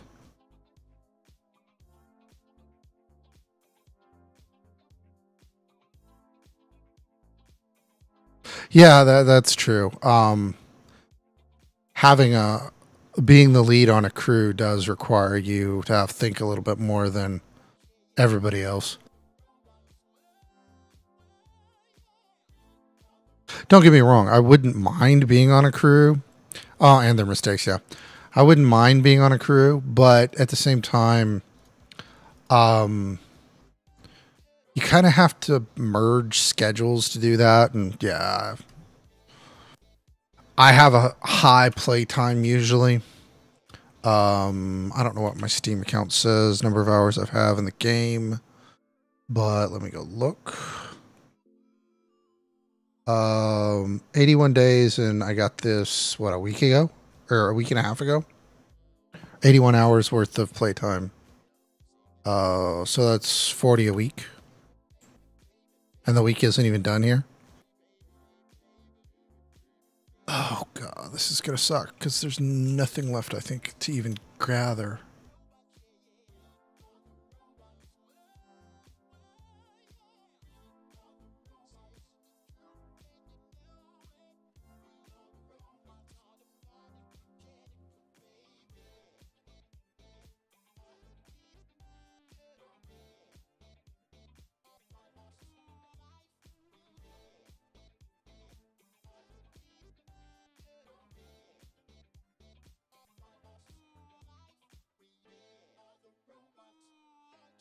Just trying to decide what I'm gonna take with me to try and get to the next island.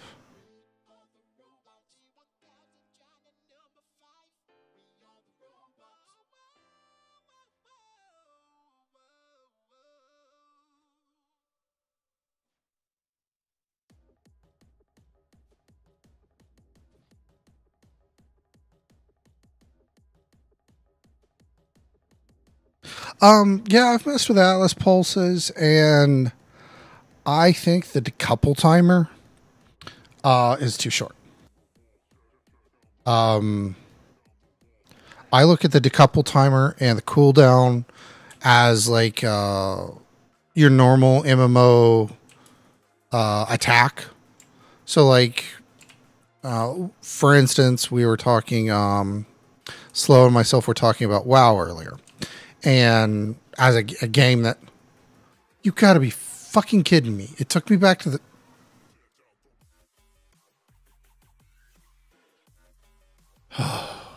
Yeah, it's super dodgeable. It's super dodgeable in the fact that even without a glider, 5 seconds is easy to get hang time.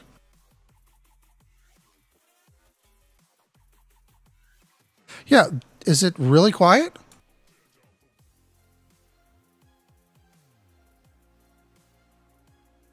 It should be a little bit noisy. I thought it was...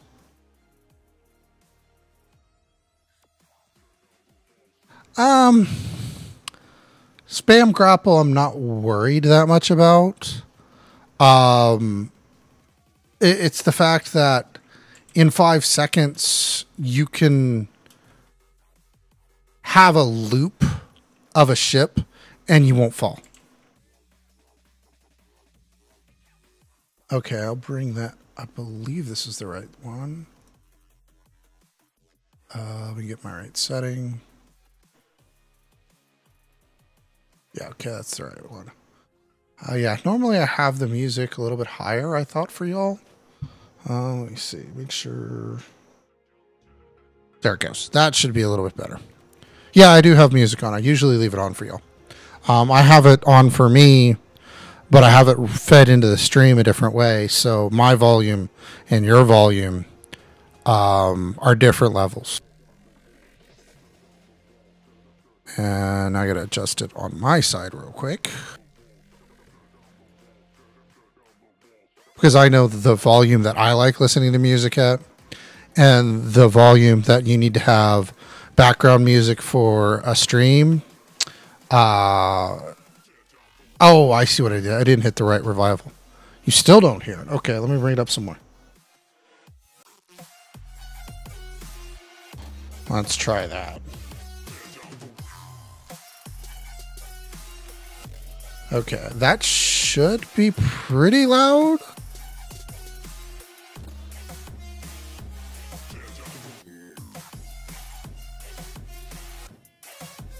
Okay, is it overpowering my voice?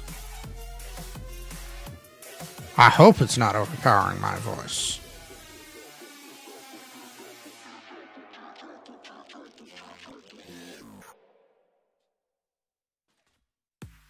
Okay, good. Yeah, that's I use my tablet for a couple different things, and I try and reset it the same way, but okay, good. It's wrong. What's wrong?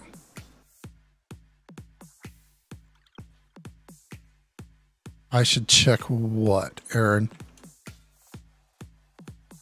Oh, this one? Okay. I'll go there. I'll see how that works. I'll usually let me write down the time so I can come back and do a time check to make sure how the volume sounds for me. Okay, good. Yeah, I'll do a time check on my my recording as well. I usually check them to make sure the sound's good because I know crappy audio is horrible. People will leave a good visual stream because of crappy audio. So when y'all say something's wrong with the audio, I go, okay, let me see what I can do to fix it.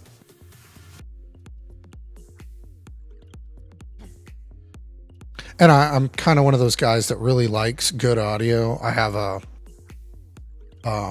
nice headset and a vacuum tube amp running the headset.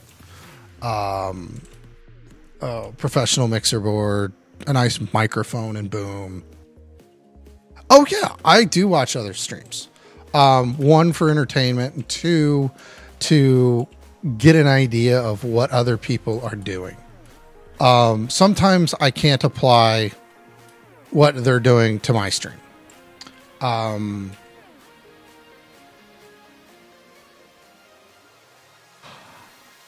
No, to be honest, I have not.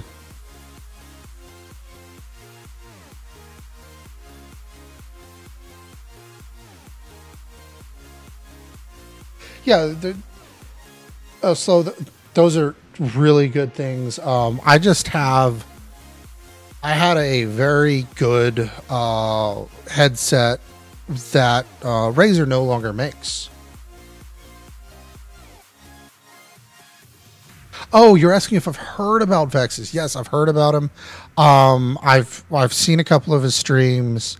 From when I was reading his bio, he's a retired 0311. Or excuse me, not. I don't remember if he's retired or not, but he's an 0311. For 0311, what that means is your infantry. Seraphir, something like that, is also very good. What headset? My headset was the Megalodon 7.1. It was a USB, and it had one of the most sensitive mics I ever had used. It had a 42 bar segment to control all its settings. 42 bars. Ceramore. It had 42 bars on it. I was using 3 of 42 bars for the volume for the mic. People would complain about that volume setting being too loud. So I had no gain in Windows. And I was like, dude, you're going to have to turn me down. Ceramore, I actually have never seen in combat. I just know of him. I know he is one of the other big PvPers.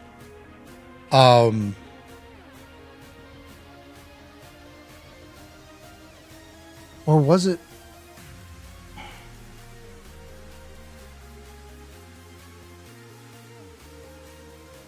There was somebody's stream I was watching the other day, and I want to. Oh, it was what was the name of the crew? With Atreides and that's Vexus's crew. Who are they attacking?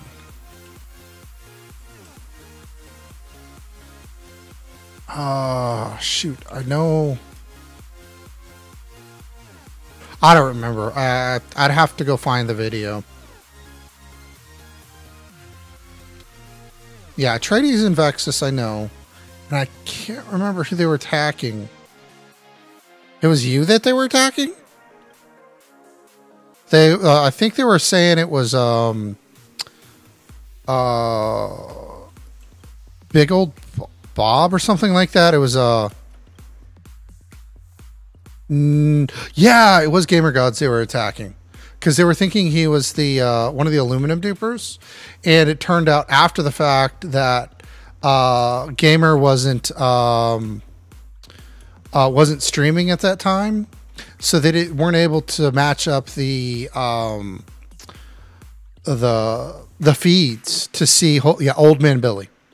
Old Man Billy was the guy that they thought it was, because it was an aluminum ship, and they thought it was. But if you read their comments, they specifically say, yeah, we were incorrect. This is such and such. They do not aluminum dupe. We apologize. That was a misspoken mistake. Because they didn't want to ruin anybody's reputation. They're like, man, this guy has got a lot of aluminum. We think he might be this guy. Because it was the same shape. Oh, crap.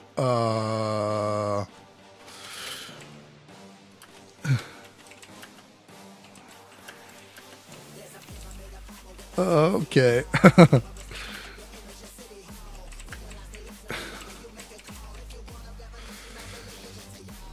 Yeah. Yeah, I want to say it was like a really recent stream. May have been just like last night or something. Or it may have been I was watching the recording last night. I don't know. I slept since then. I'm not going to lie.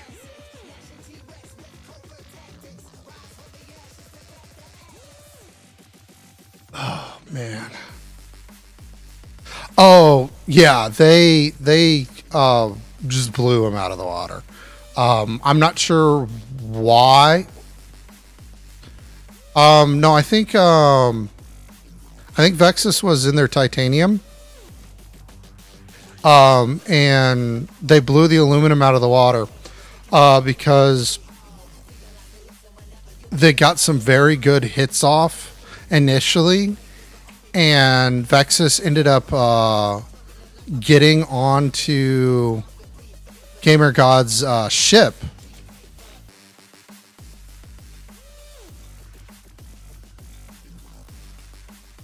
No, the ship was never a duped ship. It was, they thought it was.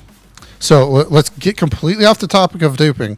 It was a mistake that they thought it was Billy, but it was, they were actually fighting, if I remember correctly, they were actually fighting Gamer Gods, but for whatever reason he was not streaming, and Vexus's crew managed to get some really good hits at the beginning. And because of that, they lost some maneuverability. They had their speed because they had all the aluminum, they had the lightweight. They were doing 37, 38 knots. And Vexus was, I think, topping up at around right around 30. So they'd come around for a pass and they'd do an exchange, and Vexus just kept whittling them away. And finally, Vexus managed to do a transfer, a skyhook transfer. And when they did the transfer, they never got him off. And he just slowly ate everything on their ship. He got a couple cannons off, and he got a couple of wings off, and it got to the point where the ship was doing circles because it didn't have wings on one side, and at that point it was just downhill from there. But it was a good 20-30 minute fight that it ended up, they thought they were going against one person. They ended up finding out that they were going against somebody else. That was a really good PvP group. And they happened out of luck because they were able to get the first couple shots off that landed real well.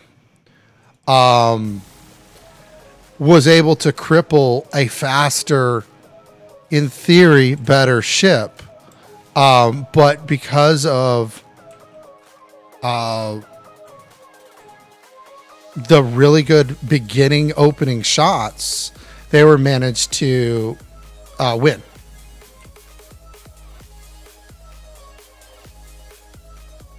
And it was definitely a good fight. They were both trading back and forth, fight, good hits.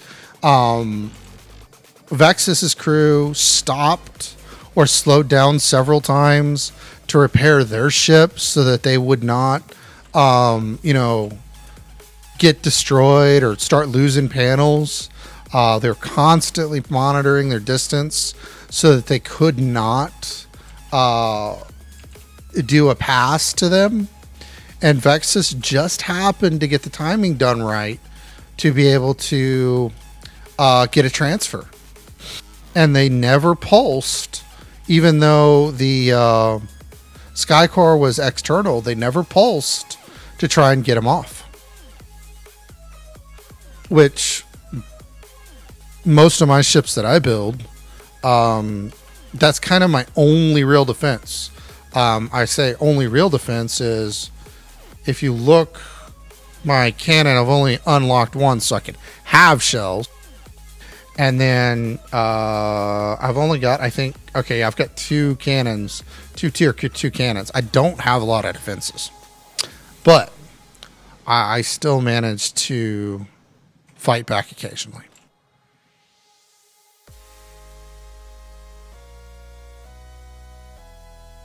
It is a fun game. Yeah, it's really cool. It's one of the reasons I did this is only upgrade engines. Yeah, this account or this particular one, I got to the procedural rare wings. I've got a wing that I like. Right. And the engines is what I've been pushing. The wing that I really like right now, it's a little bit big, but is this Comet Traveler. It's a pretty balanced wing, but it's when I build it with lead and iron, it gets really nice. Oh, engines are rare loot. Or are you just saying wings are rare loot? Oh no, okay. See, I'm misunderstood that.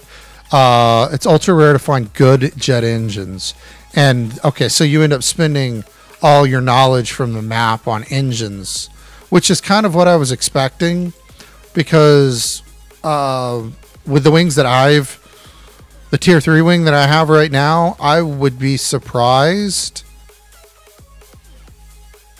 Yeah. I misread your string of your chats to me, so I was thinking you were talking about something different.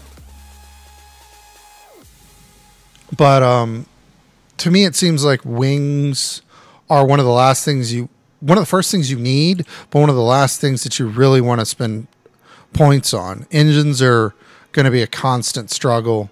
Cannons, I've found a decent number of them, so I'm not too worried about it. Ooh, a free basic pistol.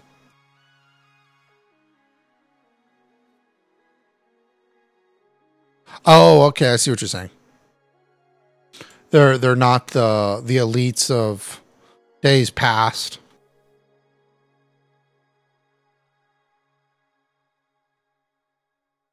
Or legendaries, I'm not sure. I can't remember what they had. They had some really crazy ones at initial open, if I remember right.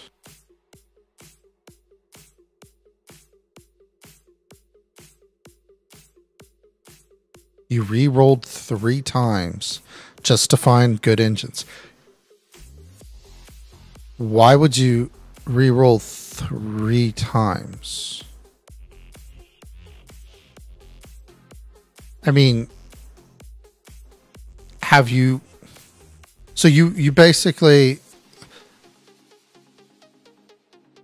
So let me make sure that I'm understanding why you re-rolled. So you went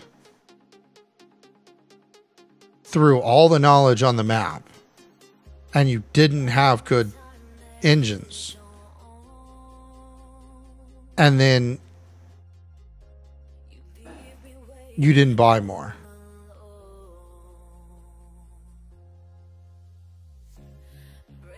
Oh, wow. Okay. So I may end up having to reroll the character, because I think I've invested too much in wings in this character.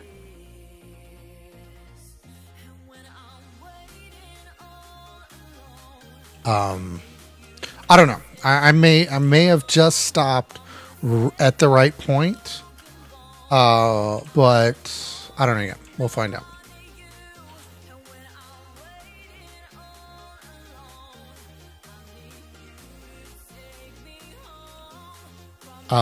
Apparently that face is super rare.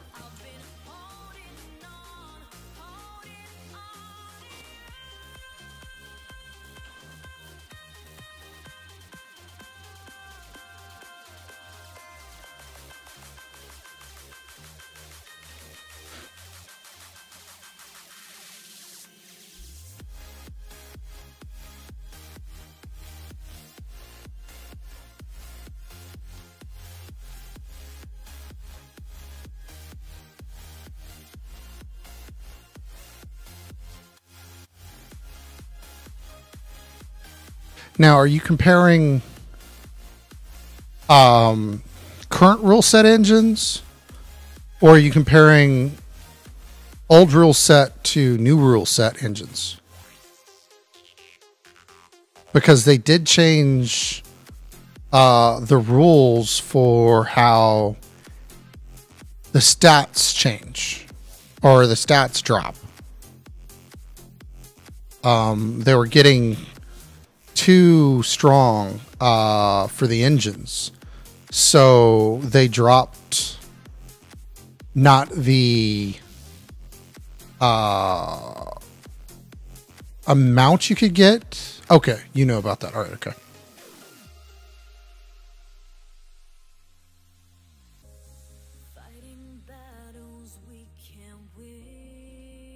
Yeah, some people forget about that.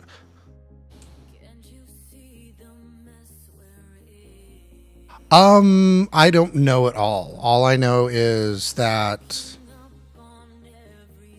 it changed the patch before I got in, and everybody seemed to be real upset because nobody could get the epic ones.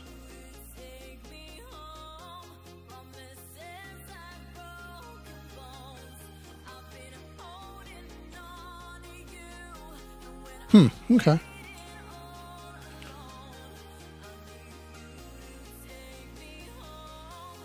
Yeah, but they may not give you that info, though. Some games, they want you to discover the info.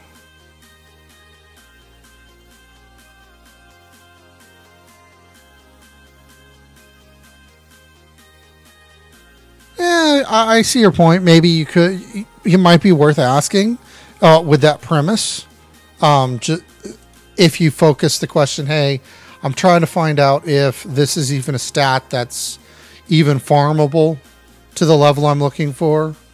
Could you please say yes, no?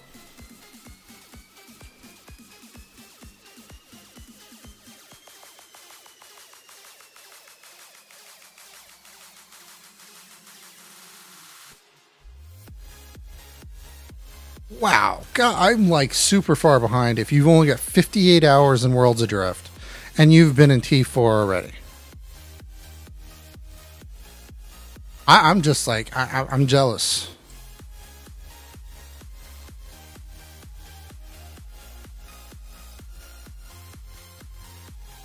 STH, I'm not familiar with that.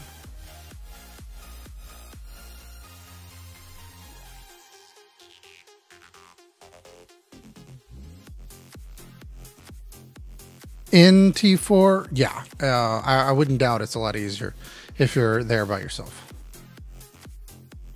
Because one of the reasons I am trying to stay kind of solo first is there is no competition for blueprints when you're going from island to island.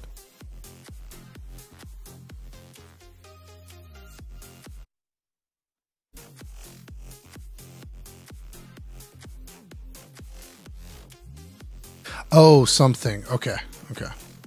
I'm sorry. I usually type full words. I'm not from the generation of texting. I can. I just don't do it that often. Now, how did I get back up the other day?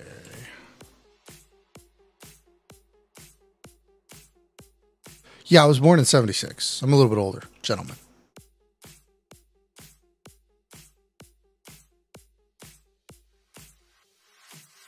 Sure. What's a good secret?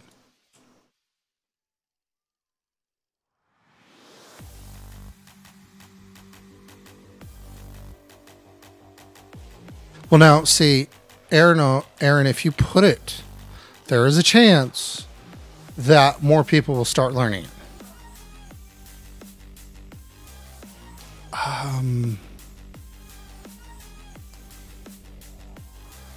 Okay, now here's the question I have for you. Is it an exploit? If it's an exploit, report it. If it's not an exploit, but it's a glitch like the placement glitch, yeah, but here's the thing, Aaron. Both of YouTube and Twitch archive my videos.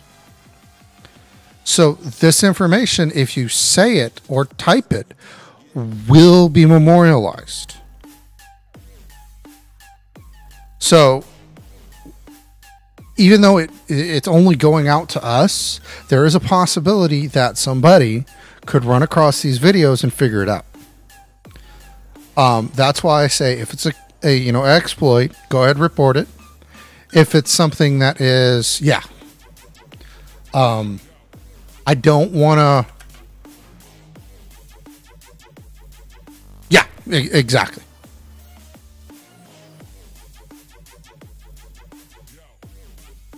Aw.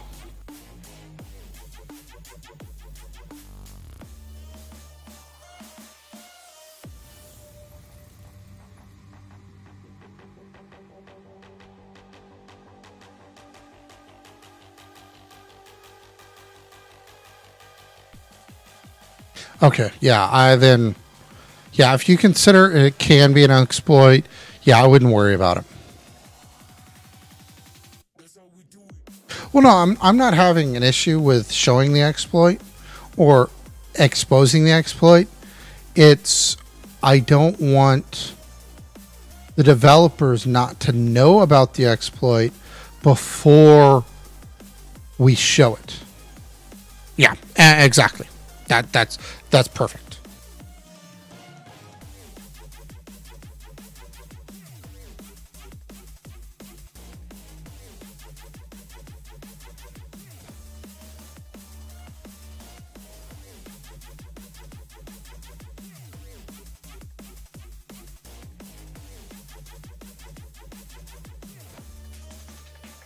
Let's see if they want anything. I don't want to step into their bottle. See, Aaron, we're at the point in the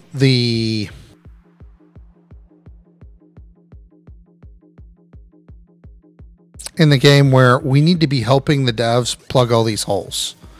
The reason we need to be helping them plug all these holes is so when they go to an open, the normal rule sets are okay.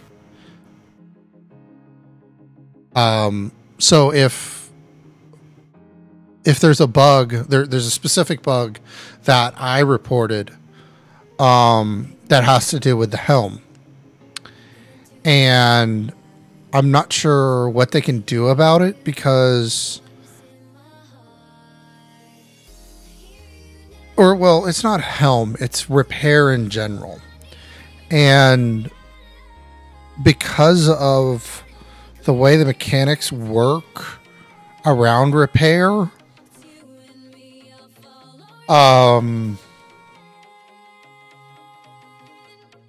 there's some things that can happen.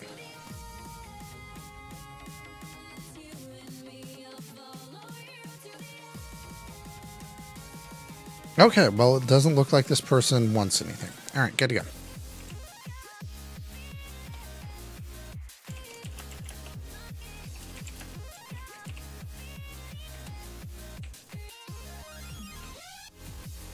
I was trying to see if I could maybe trade them something, but... yeah. And it's one of those, it's like, how do you fix that?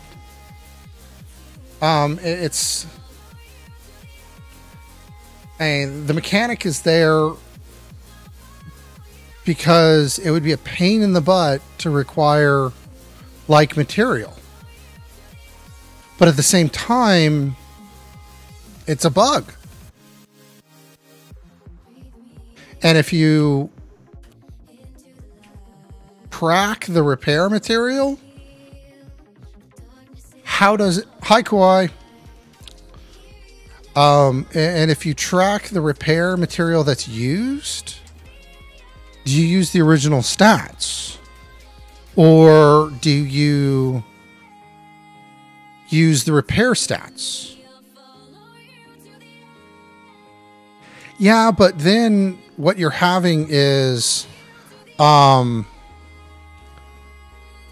you degrade the ability of the end item, which, if that's the way they want to set the game mechanics up, it bans you again.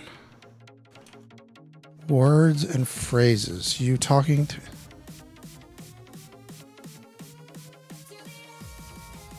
All right, Slow, let me do something for you.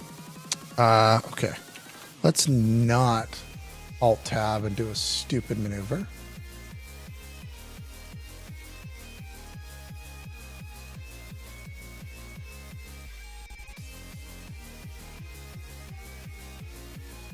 Okay, I'm going to add a user.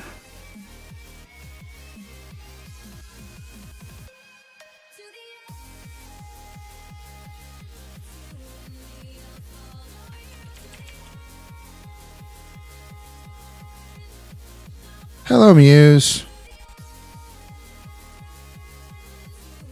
How are y'all doing tonight? Give me a second. I'm going to try to do something for Slow. He seems to be having a problem with Nightbot, and yeah, it's definitely hard to balance.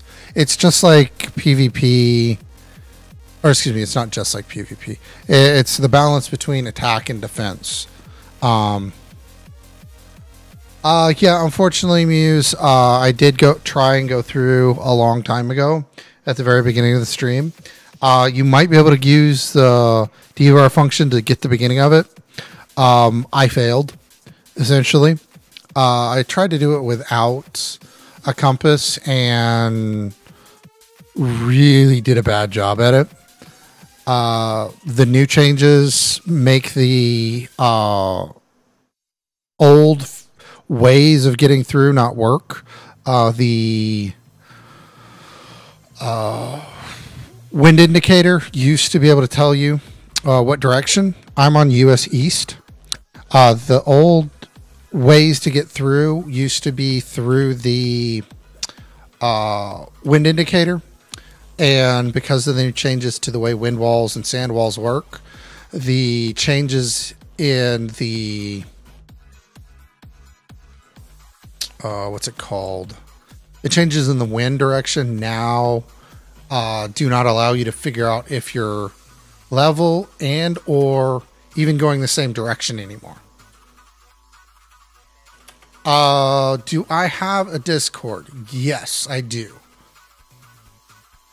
It's not really set up. I could... Let me see if I've got the link set up.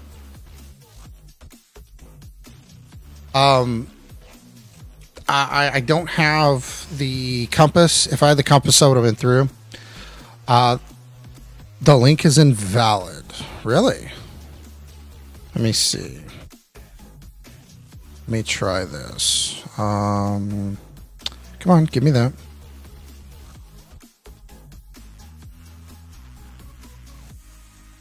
Three guys, and I just tried and died.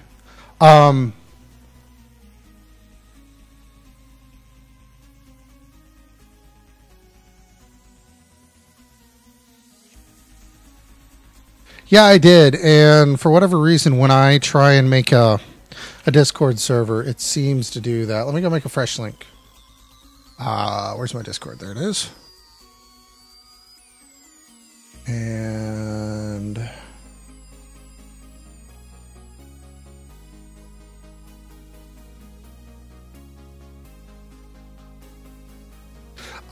Muse, there's another bug that I ran into after I went through the wall that I did not know of before I went through the wall. And that bug is basically a damage bug that if you take damage... Thank you, Aaron. And who else was following? I didn't see that other one. Hold on, let me look it up. Oh, it's Slowpoke. Thank you for the subscribe. Wait. Oh, that's an old one. Come on, give me the new one.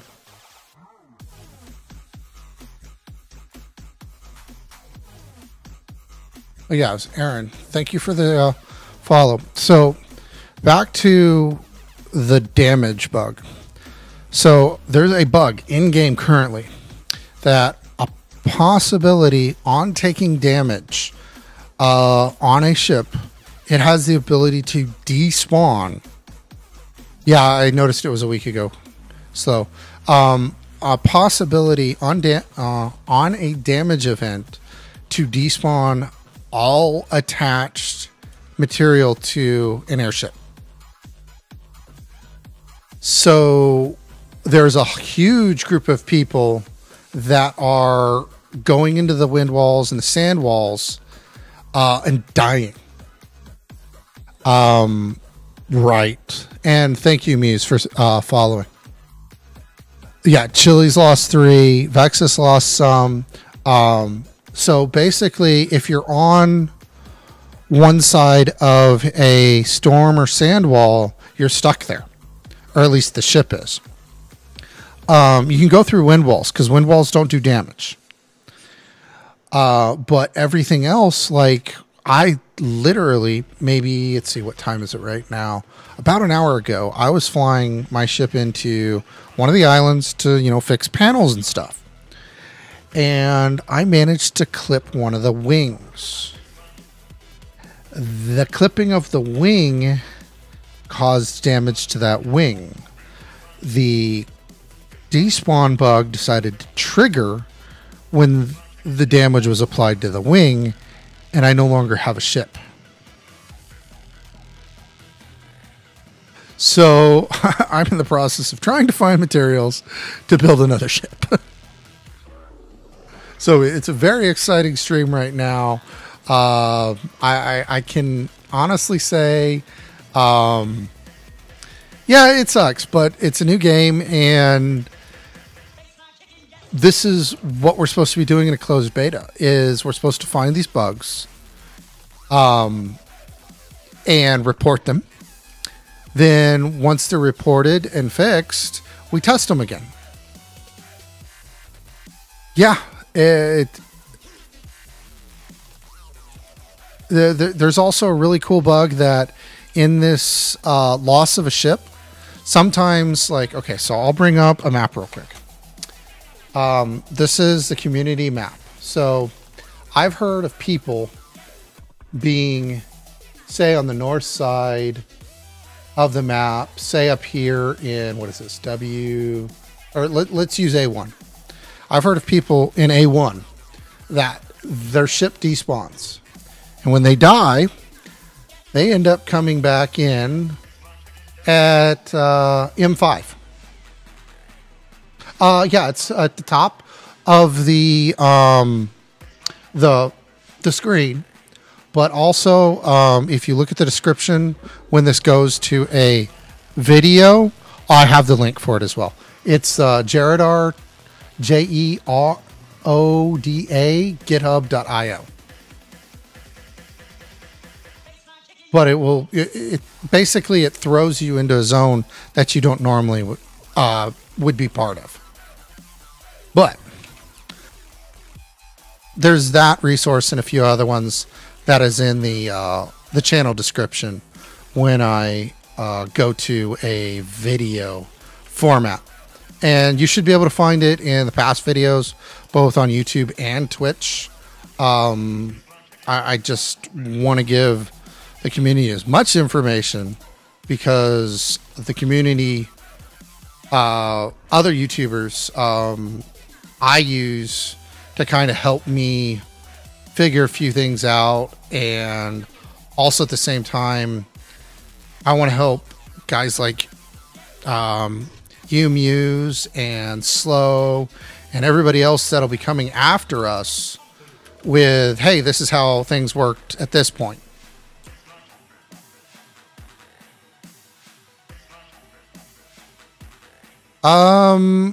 Isn't tomorrow the Cardinal Guild's event? Let me look that up. I might be doing that. I don't even know if I can get to it, though. They're having a lag event. I believe it's tomorrow. Let me go look it up.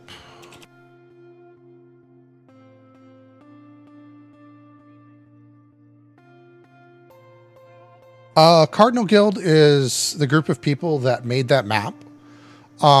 It's being hosted by Jaredar. I'm not sure who Jaredar is in their community, but, well, I think it's the Cardinal Guild that's doing it. Hold on, let me get it. I've slept since then. I'm not going to try and lie to you. I don't want to give credit to the wrong person. I was reading it. They were going to do it earlier. Where is it?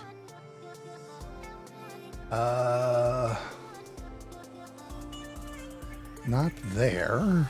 Maybe it's under general discussion.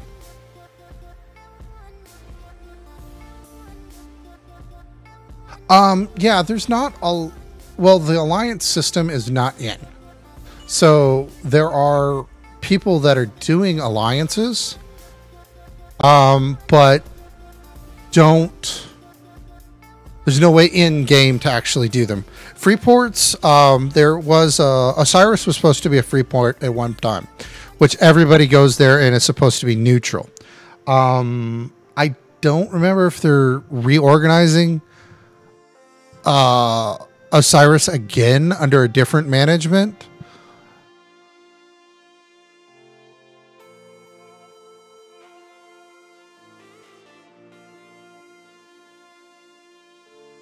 Fleet of 12 ships. That's insane. Let's see. That's pirates. I'm not finding the event. Let's see. Maybe I can find it. Oh, I know where I can look. If I still have the email.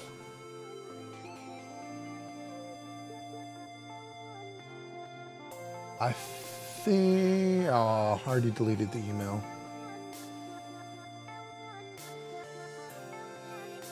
So if it's not there, then can I get it through their main? Yeah, I'm not finding it.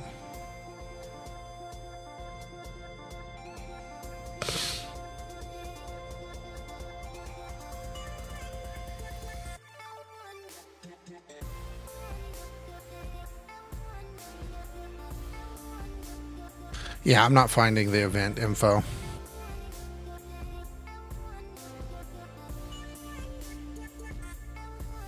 Well, at least your ship died in combat.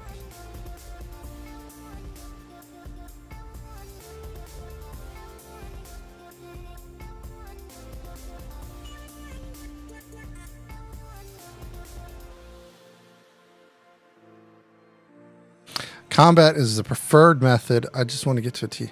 Yeah, I'll give you some pointers once they fix the despawn bug.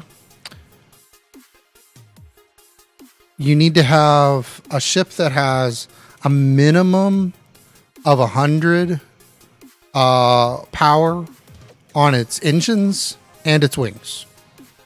So you need to have 200 power total, 100 that comes from... Oh, well, that's still combat.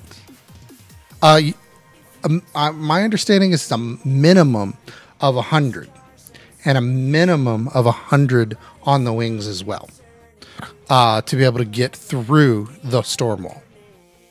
Any less than that, and you don't have enough power and maneuverability to get through it. They recommend to have at least 4 engines. So depending on your engines, you may end up having more than 100 power.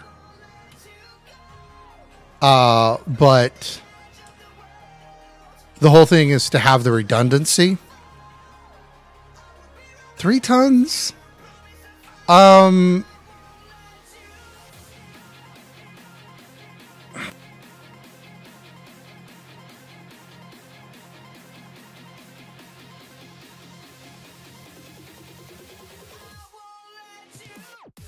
Well, what you want to do is...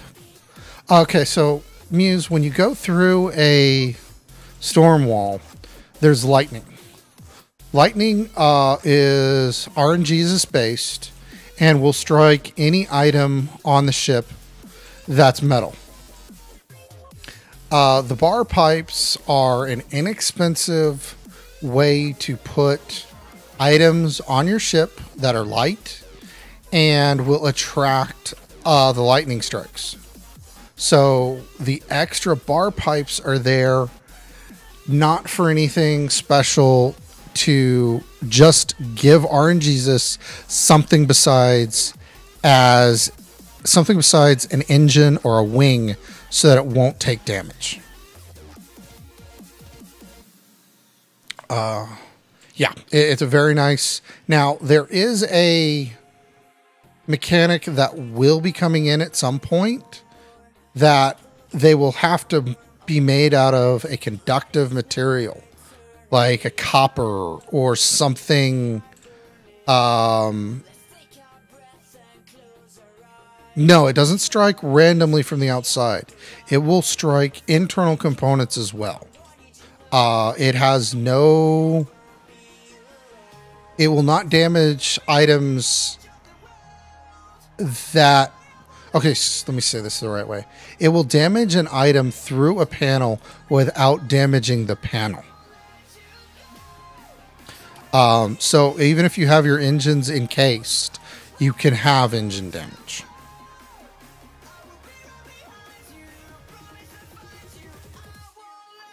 But the whole thing is it's RNGesus based, and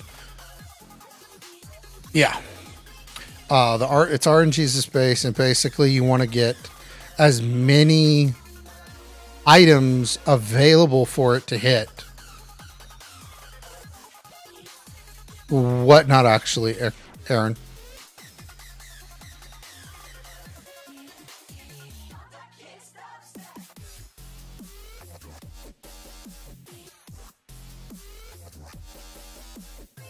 Yes, it's striked from outside.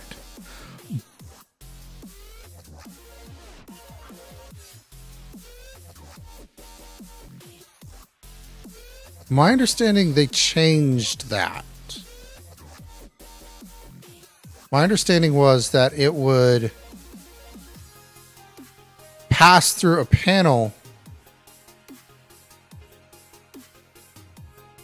Oh, it is now implemented. Okay. So yeah, encase your engines and use bar pipes. And your engines won't be damaged. So the only thing that's left is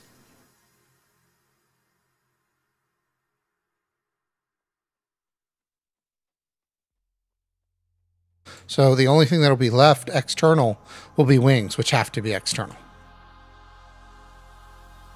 I could be wrong that it's the Cardinals, but there is a lag event where they're trying to get a large group of people to go to one island on both EU East and US East, but I can't find the forum post about the whole thing. They had it in the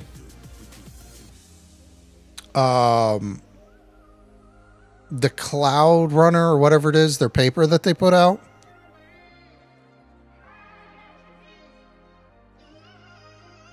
But I'm not finding it currently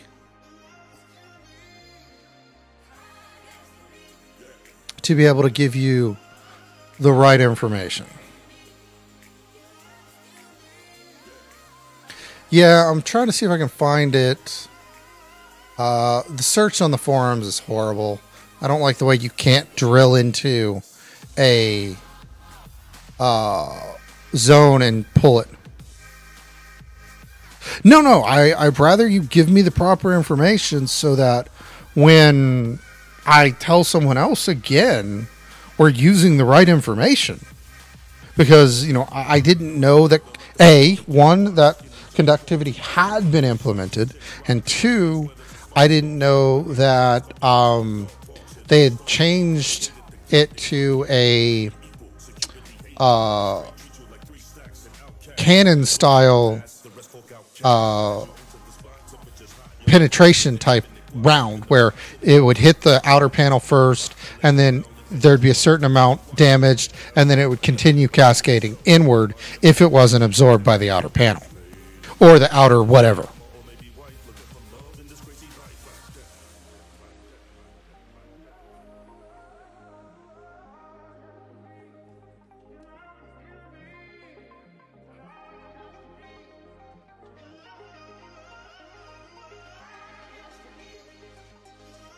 I'm going to try and search one more time. Hopefully I can find this thing for you, Muse.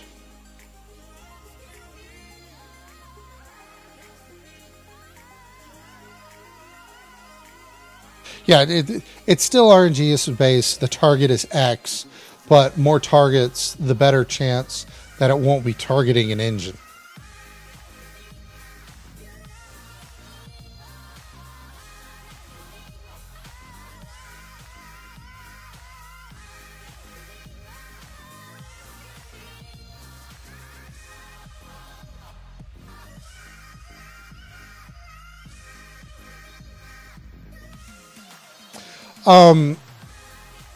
I'll Muse when you get on at a different time, remember to ask me about that. I had a problem with that at one point, and I figured out how to correct it. Maybe we can walk you through getting it correct.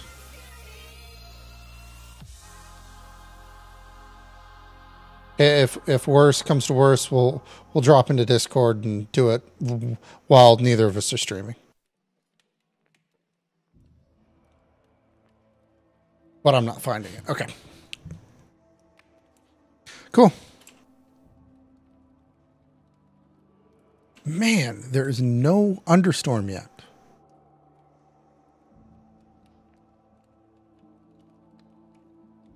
I'm just like killing time because I don't have enough resources to do what I want.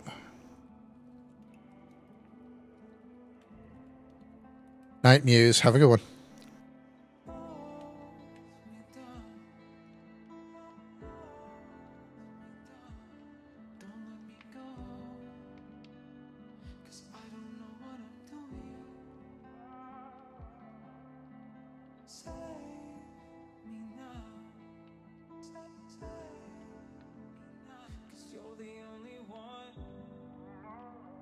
Now, Aaron, correct me if I'm wrong. You can find the compass and what is it? The compass and what's the other one that you can find in tier 2 gauges? I know fuel gauge you can, but I can't remember. I want to say it's the altimeter. There's the altimeter, and I know the horizon is in tier 3.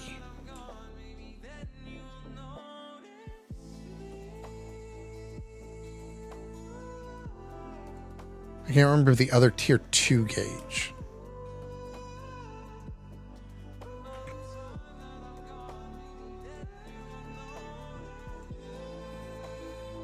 Only fuel and compass? I thought there were 3. Because there's 5 gauges. There's the altimeter, the horizon, the fuel, the compass. Oh, okay. And then there's the airspeed. Maybe it's the airspeed. Let me look up the wiki. I think it's maybe the airspeed.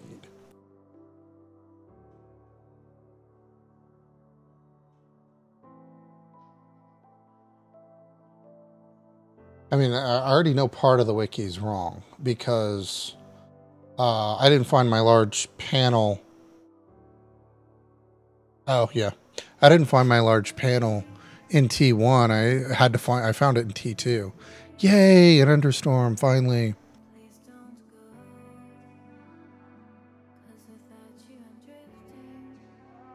I can actually gather some more stuff.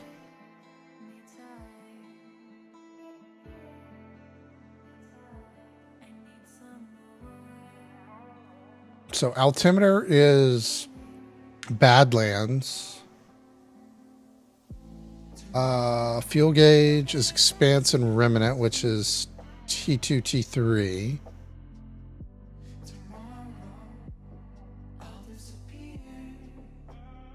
Yeah, that would be good. Heading indicator, Expanse, Remnants, and Badlands, T2, T2, and T3, and T4. Oh, Artificial Horizon is in all three. Okay, that's it. So it's fuel gauge, heading indicator, and Artificial Horizon. Airspeed and altimeter are the T4 ones.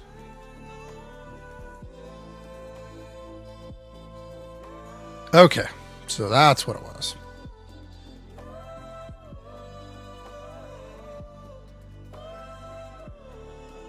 What did he do?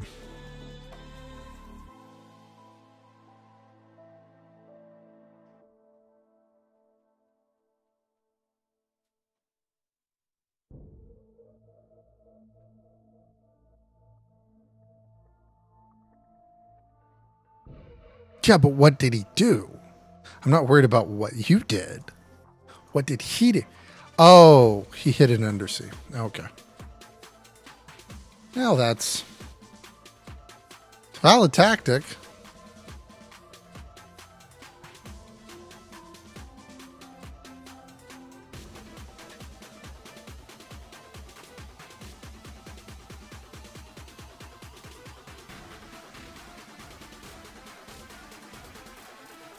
Really, that low? I mean, that's a lot higher than I was expecting.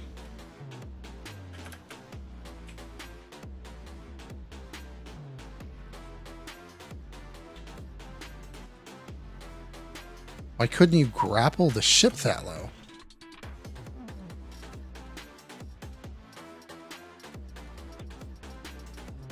Wouldn't that be killing a ship as well?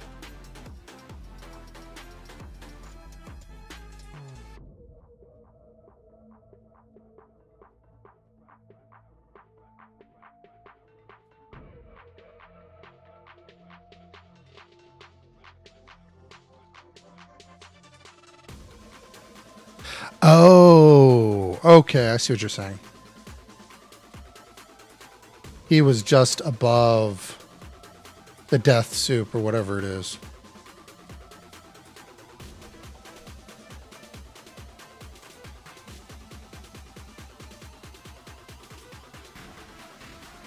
Maybe I should start parking my ship down there.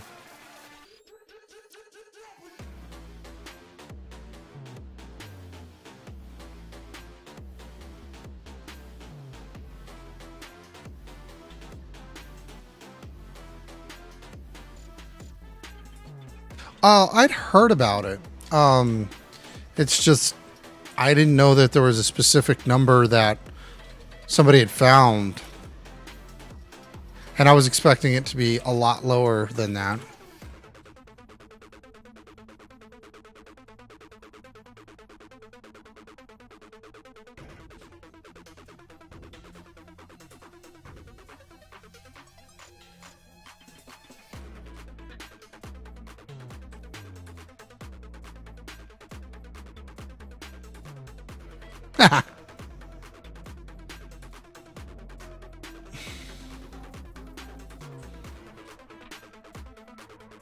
Yeah, there's some kind of cool tricks.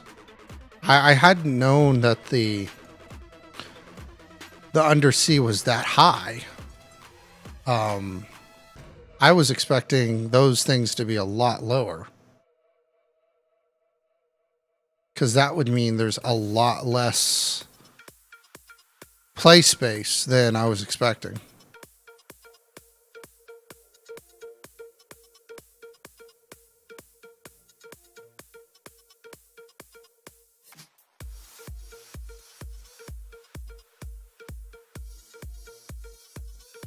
Yeah, I'm thinking that the bottom would be like in the 500 range, 500 kilometers, not 1,000 kilometers.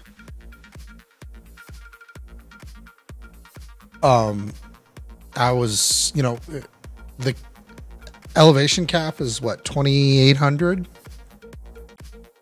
So I mean, there's like very little elevation change. We got a little less than 17 kilometers to fly up and down in.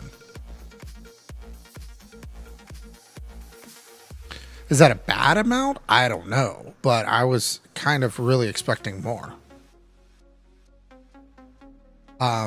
I've noticed that a lot more islands than I expected were really close to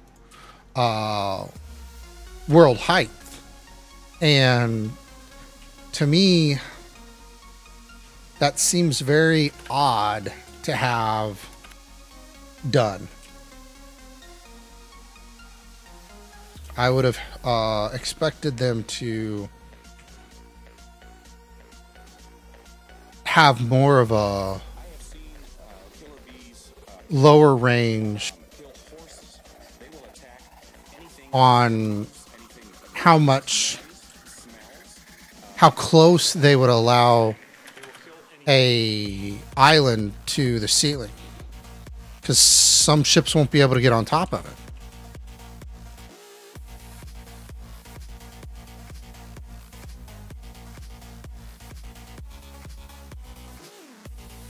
Huh, interesting. Yeah, I've had one altimeter. I found one in an assembler, but I don't have one yet.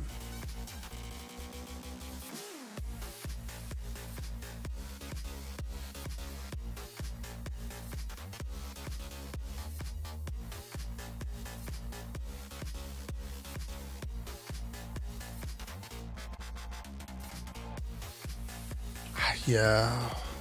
Now that you've told me more about the despawn bug, it kind of makes me almost want to just... Bye-bye, fuel. Kind of almost want to make me just not build another ship for a while. That really needs to have... Oh, to figure out your particular altitude. Yeah.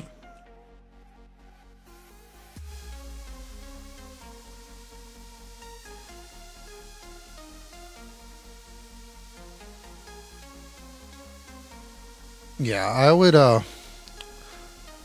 usually, like I said, I usually play solo, so I don't even think I have anybody, the Burden Kid, yeah.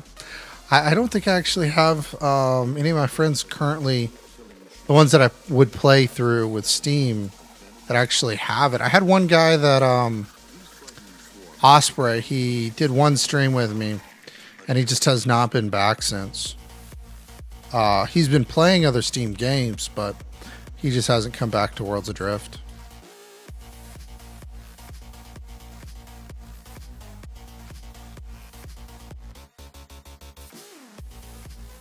Kind of sad because it was fun to have a gunner and to possibly take some aggressive action,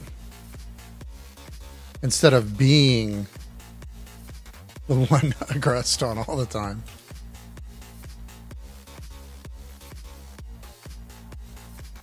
All right, let's see. Where's that island? There we go.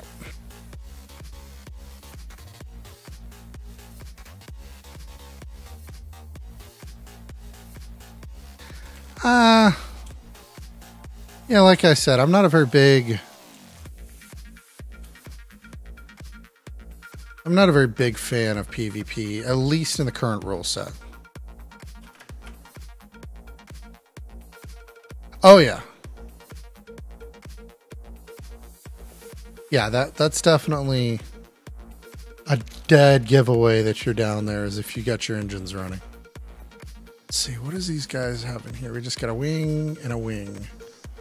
Ooh, I want this wing. That common aviator would be nice. What's this one look like? Oh, that's a piece of junk. Let me put my wing in there. This is just a junk one. Actually, let's put that in there. That'll be better.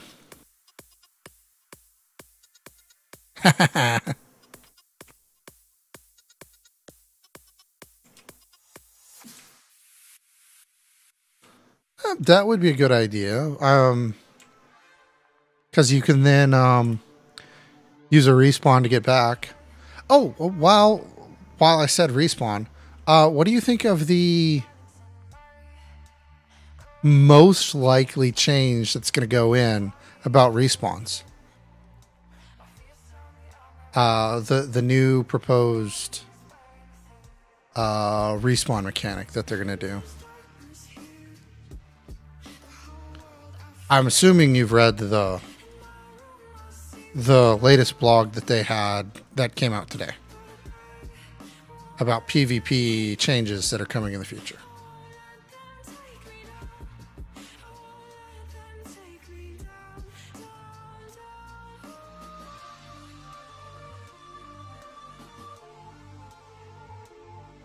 I'm taking your long silence as either I'm reading it or I'm writing a book out because I don't like it.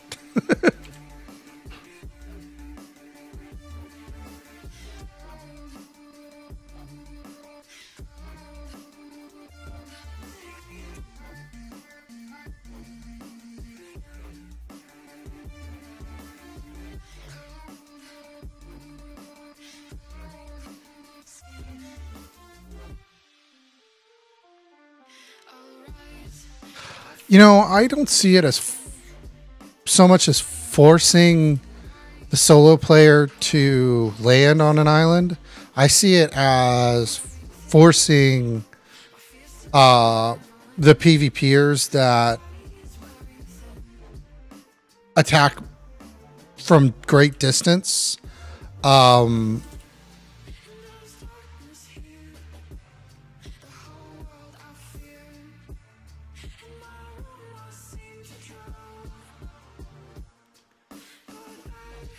I'm not seeing that going to be a big issue. Oh, well, see, the question is, are they going to have a... Right. Now, I do that technique. But the question is, are they going to have it a specific coordinate distance? Like, is there an XYZ component of it? Or is it going to only be an XY component? And Z elevation will not be important.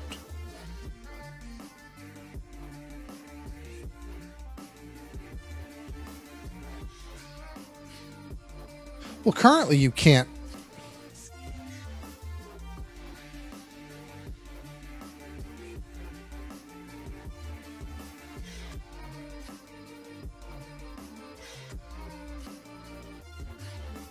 Yeah, but I understand what you're saying about that. But here's the caveat. If they do the change with the shield at the same time, landing on islands will be viable. Because for them to make your ship shellable, they have to go salvage the shipyard. And you get an announcement when they salvage the shipyard. So you can get back to your ship.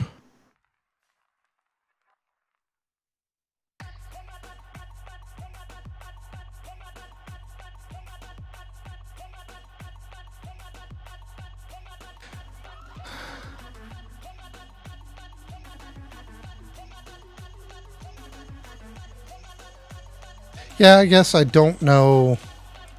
I've never had a glider, so I don't know how that mechanic works. I'm assuming that opens a lot of mobility for you.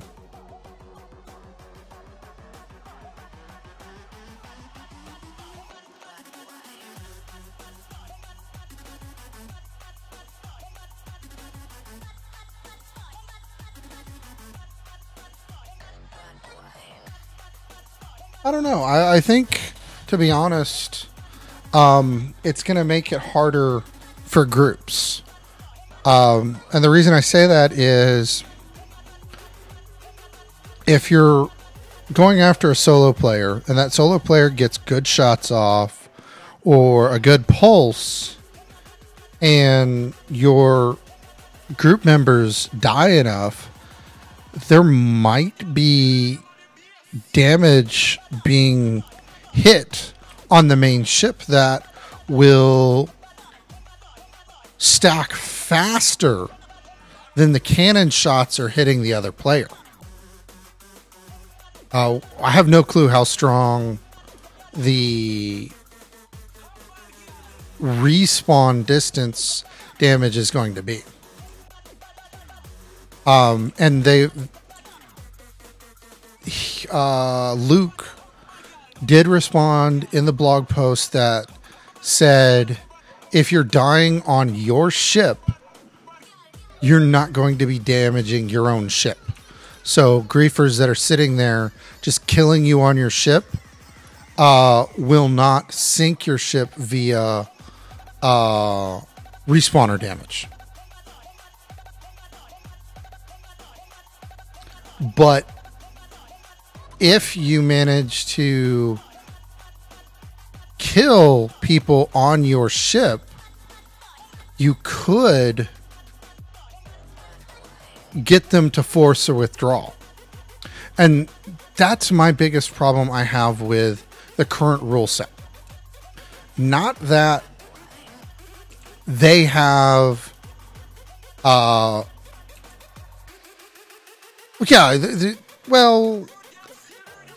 let's not go with gliders. My biggest problem with PvP right now is aggressors in general. Aggressors will always win, which is fine. 95% of all combat anywhere in the world, the aggressor is usually the one that wins. Like combat, not talking about like game combat, but in game PvP, there needs to be a way that the other side has a ability to lose something, and currently there isn't anything.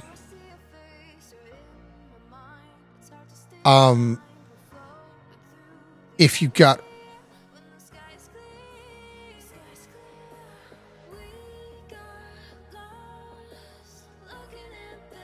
but there's combat flags can be exploited.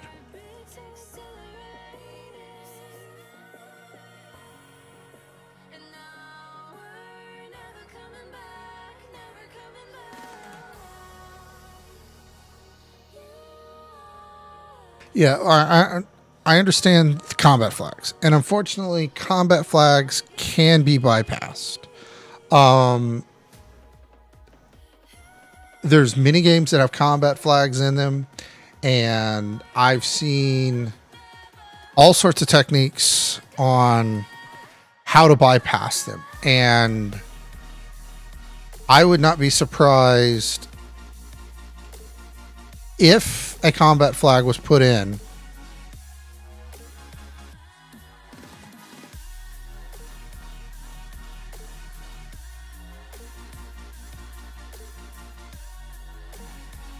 Yeah, I understand the statement. It shouldn't be to exploration, but there has to be a blanket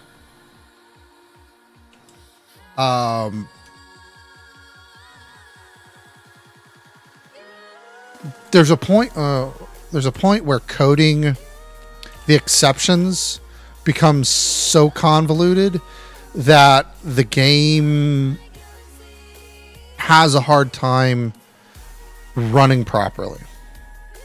And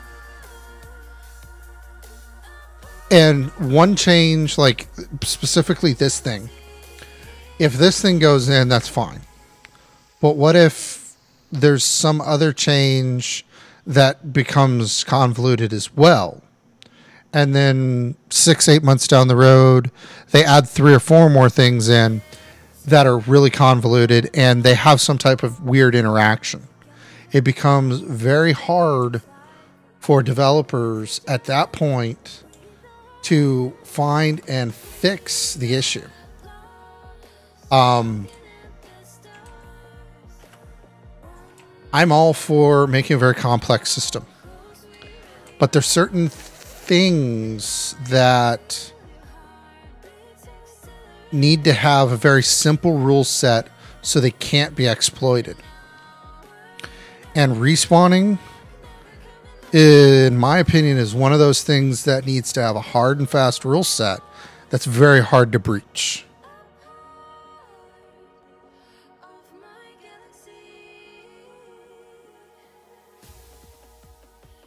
I'm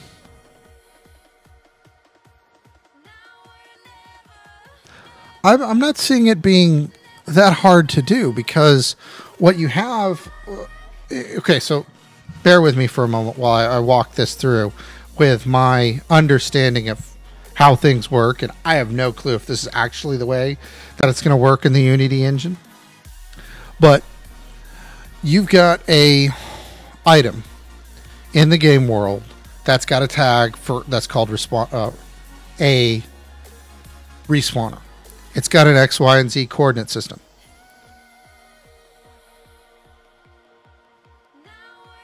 No, a timer would actually be relatively simple, and it would just be a multiplicative timer where you have a base time of 10 seconds, which is in the game, and you have 2 timers. You've got one, the cooldown timer, which is like a 15-minute timer, and if in that 15 minutes you die again, it increments the first timer by X multiple, and so on and so forth. That's a real simple way to do it. But here's the problem. There's no cost to dying.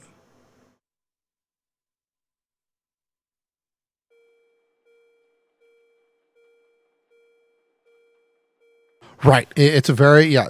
You could do the entire thing inside the object for the timer. But what we actually have in this game, we have 3 objects. We've got your personal respawner. We've got your local island respawner. And then we've got your random island respawner. So we've got 3 different objects in game currently that are dealing with respawning code. So what they're trying to change is the respawner for personal.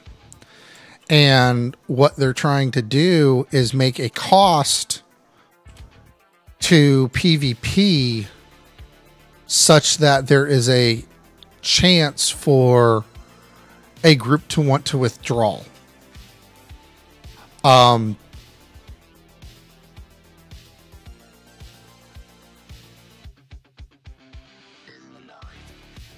Okay, then yeah, we definitely are. I'm misunderstanding something. Are you thinking because of okay, I think you're wanting a combat flag because you want to have an exploration death and you want to have a combat death. And if you are an exploration death, you don't have the ability to trigger the reviver damage. And if it's a combat death, it will trigger the reviver damage.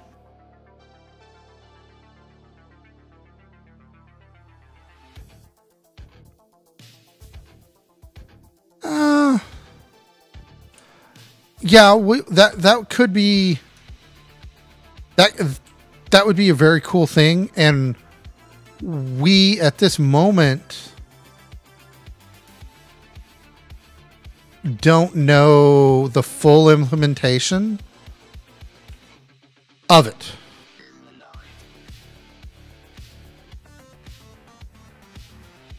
All right, that's fine. I don't care. If you got typos, you got typos. I get typos occasionally. Well, I'll restate that. I use words so I don't get typos. Yeah, I understand. And I hope the developers think about that. And moreover, I would, if I were you, I would put in a response to that blog your arguments, well worded, on why you need to do it this way.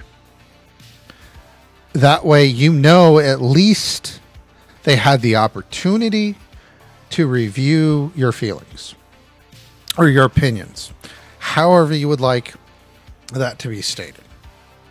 Okay, good. There was a couple comments I put in for my opinions, my feelings on that, because that's what they're asking for us as players. This is kind of our plans. What do you think of it? Is it good? Is it bad? Should we go shoot ourselves in the foot? That type of stuff. And that's unfortunately, and unfortunately, there's a lot of people, for lack of a better term, make a Twitter post or a text message to the devs saying, fix this bug. I just lost my ship. We need to fix this bug now. And the developers are looking at that post going, what bug? How are we supposed to fix it? What happened? Well, the great thing is, it is a digital media that you can edit it. Yeah. And I either use Word or I use, Word or I use Notepad++. A lot of times when I try and make a post to a blog or something like that, so that I can kind of formulate my idea outside of their editor before I put it on.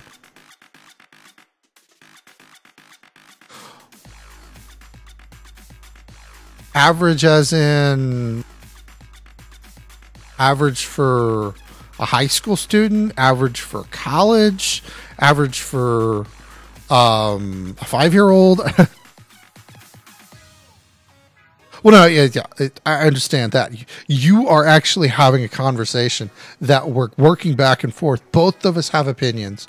Some of them line up, some of them don't. And we're respecting both of them. So I know that you're not the immature one that's making the Twitterish post. Yeah. Okay. Yeah. So you've done a lot of business type information where you know you have to select your words, and you may not have gone as far as, say, like trying to write a business report for an executive boss reviewing it. But yeah, I think at this point it is getting late, and I'm probably going to finish the stream up. Yeah, go ahead.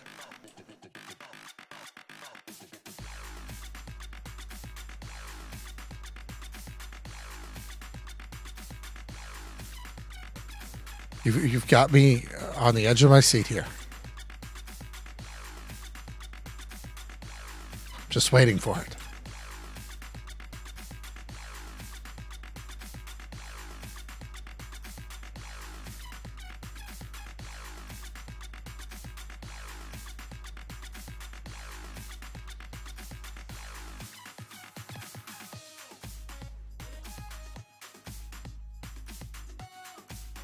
Okay. Oh, hello, Galaxy. I'm glad you came into the stream. Thanks for joining us. And Galaxy, he's actually younger than I am.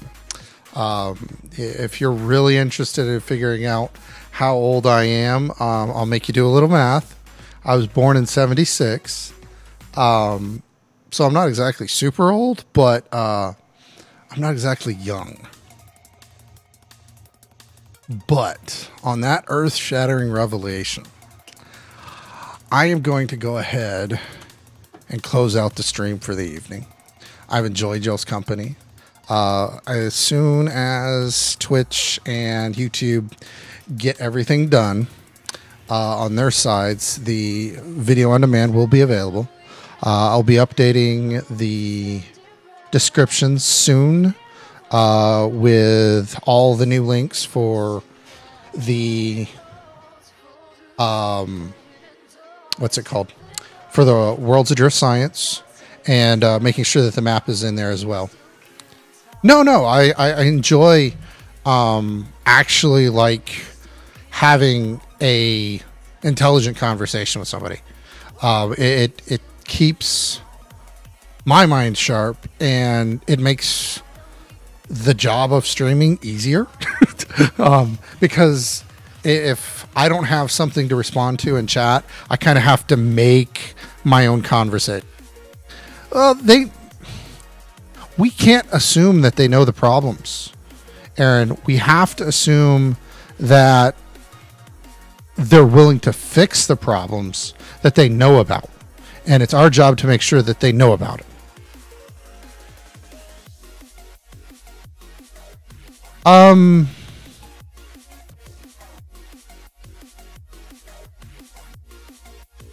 Until they give us patch notes that says these are the known bugs, I would keep reporting them. Because unless they tell us what they know, we have to assume they forgot between the last patch and the current patch.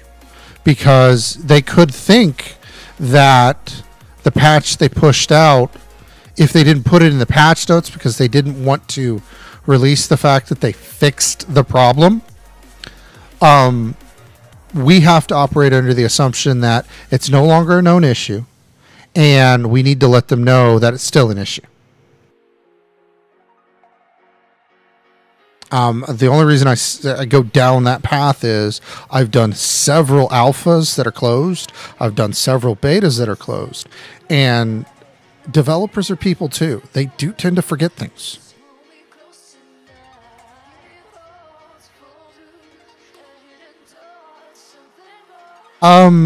It's actually harder than you realize, because the audit trail may not be in the database because they didn't have cheating software set up.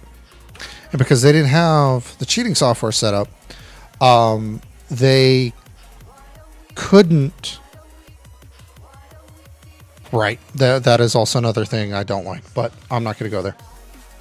But because they didn't have the cheating software set up, there's very little that they can do to track that type of thing yet.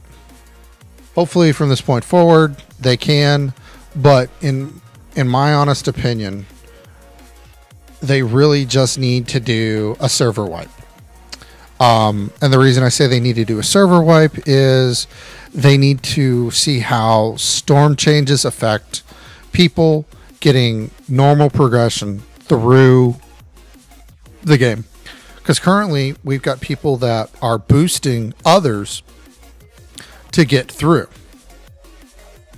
And they may have made something to the storm that, like you're saying, we need 3,000 pounds to get through. Well, technically the current game system, you can only get through with just over 2,000, like 200 pounds if you're just using T2 resources. Because if you can get lucky and find, I understand it might kill the population of the servers, but right now it's a closed beta. It's closed for a reason. Closed means you're going to have grind. You're going to have reset.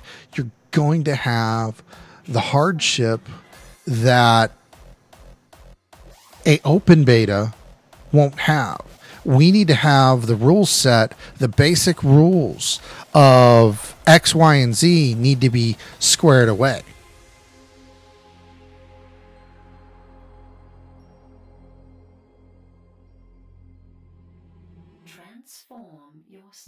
Hey, that's your call. I mean, whatever. I don't worry about it. But I think that should happen. Well, it's going to happen. Is it? I have no clue. Am I going to worry about it? No. I'll, ask for it, and we'll go from there. No, I think there are enough people that will stay, that they'll be able to get out of the closed beta. Right now, I see, if they keep going down this particular route, I see this turning into a crew-based PvP only game.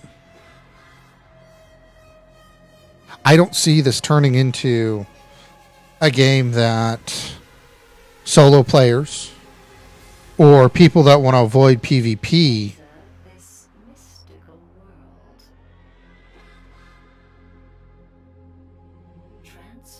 that could be true. That could very be true. It may be too late. But to give you an example of a game that it came out and initial reviews were good, and then on release it was horrible.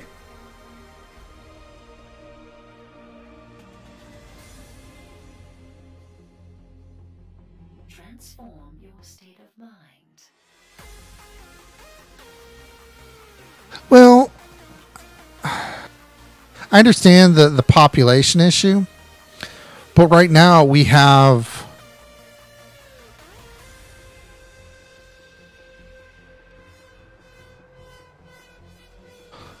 I maybe you're right. Maybe if we do wipe it, it might cause the whole game to fall, because I was going to say our big issue is lag, but to be able to test lag, we need to have the player base. And if they do a reset, PvP is going to tank, which means everybody's going to leave. Yeah, I could really see how a wipe might be the wrong thing right now. Yeah, you might be more right than I am on needing a wipe. It might be better not to have the wipe now. I still think they should, but I'm leaning a lot more towards your line of thinking based off of what you're saying. That does make a lot more sense. Because my reasoning for the wipe is to get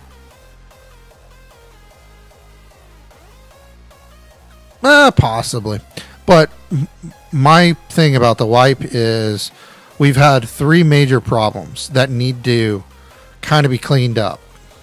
We had the duping incident, we had people hacking, and we had the glitch repair. Those three things, we've got a bunch of legacy ships that are overpowered. We have a large amount of non-banned characters that have hidden materials on them.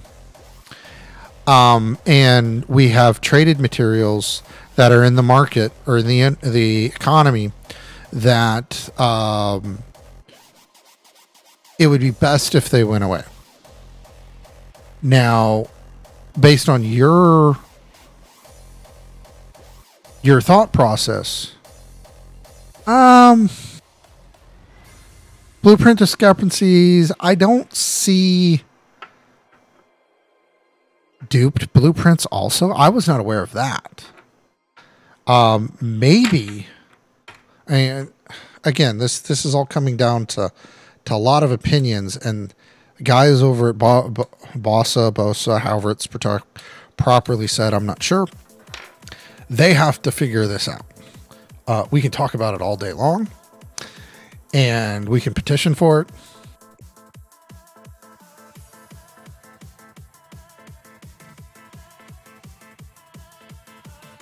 I have no clue how you even do that. See, yeah, I never even. The only way I knew how to refine anything was with repair. I really think they need to have some type of refining mechanic, but this is not the point of game development that should be being put in. We've got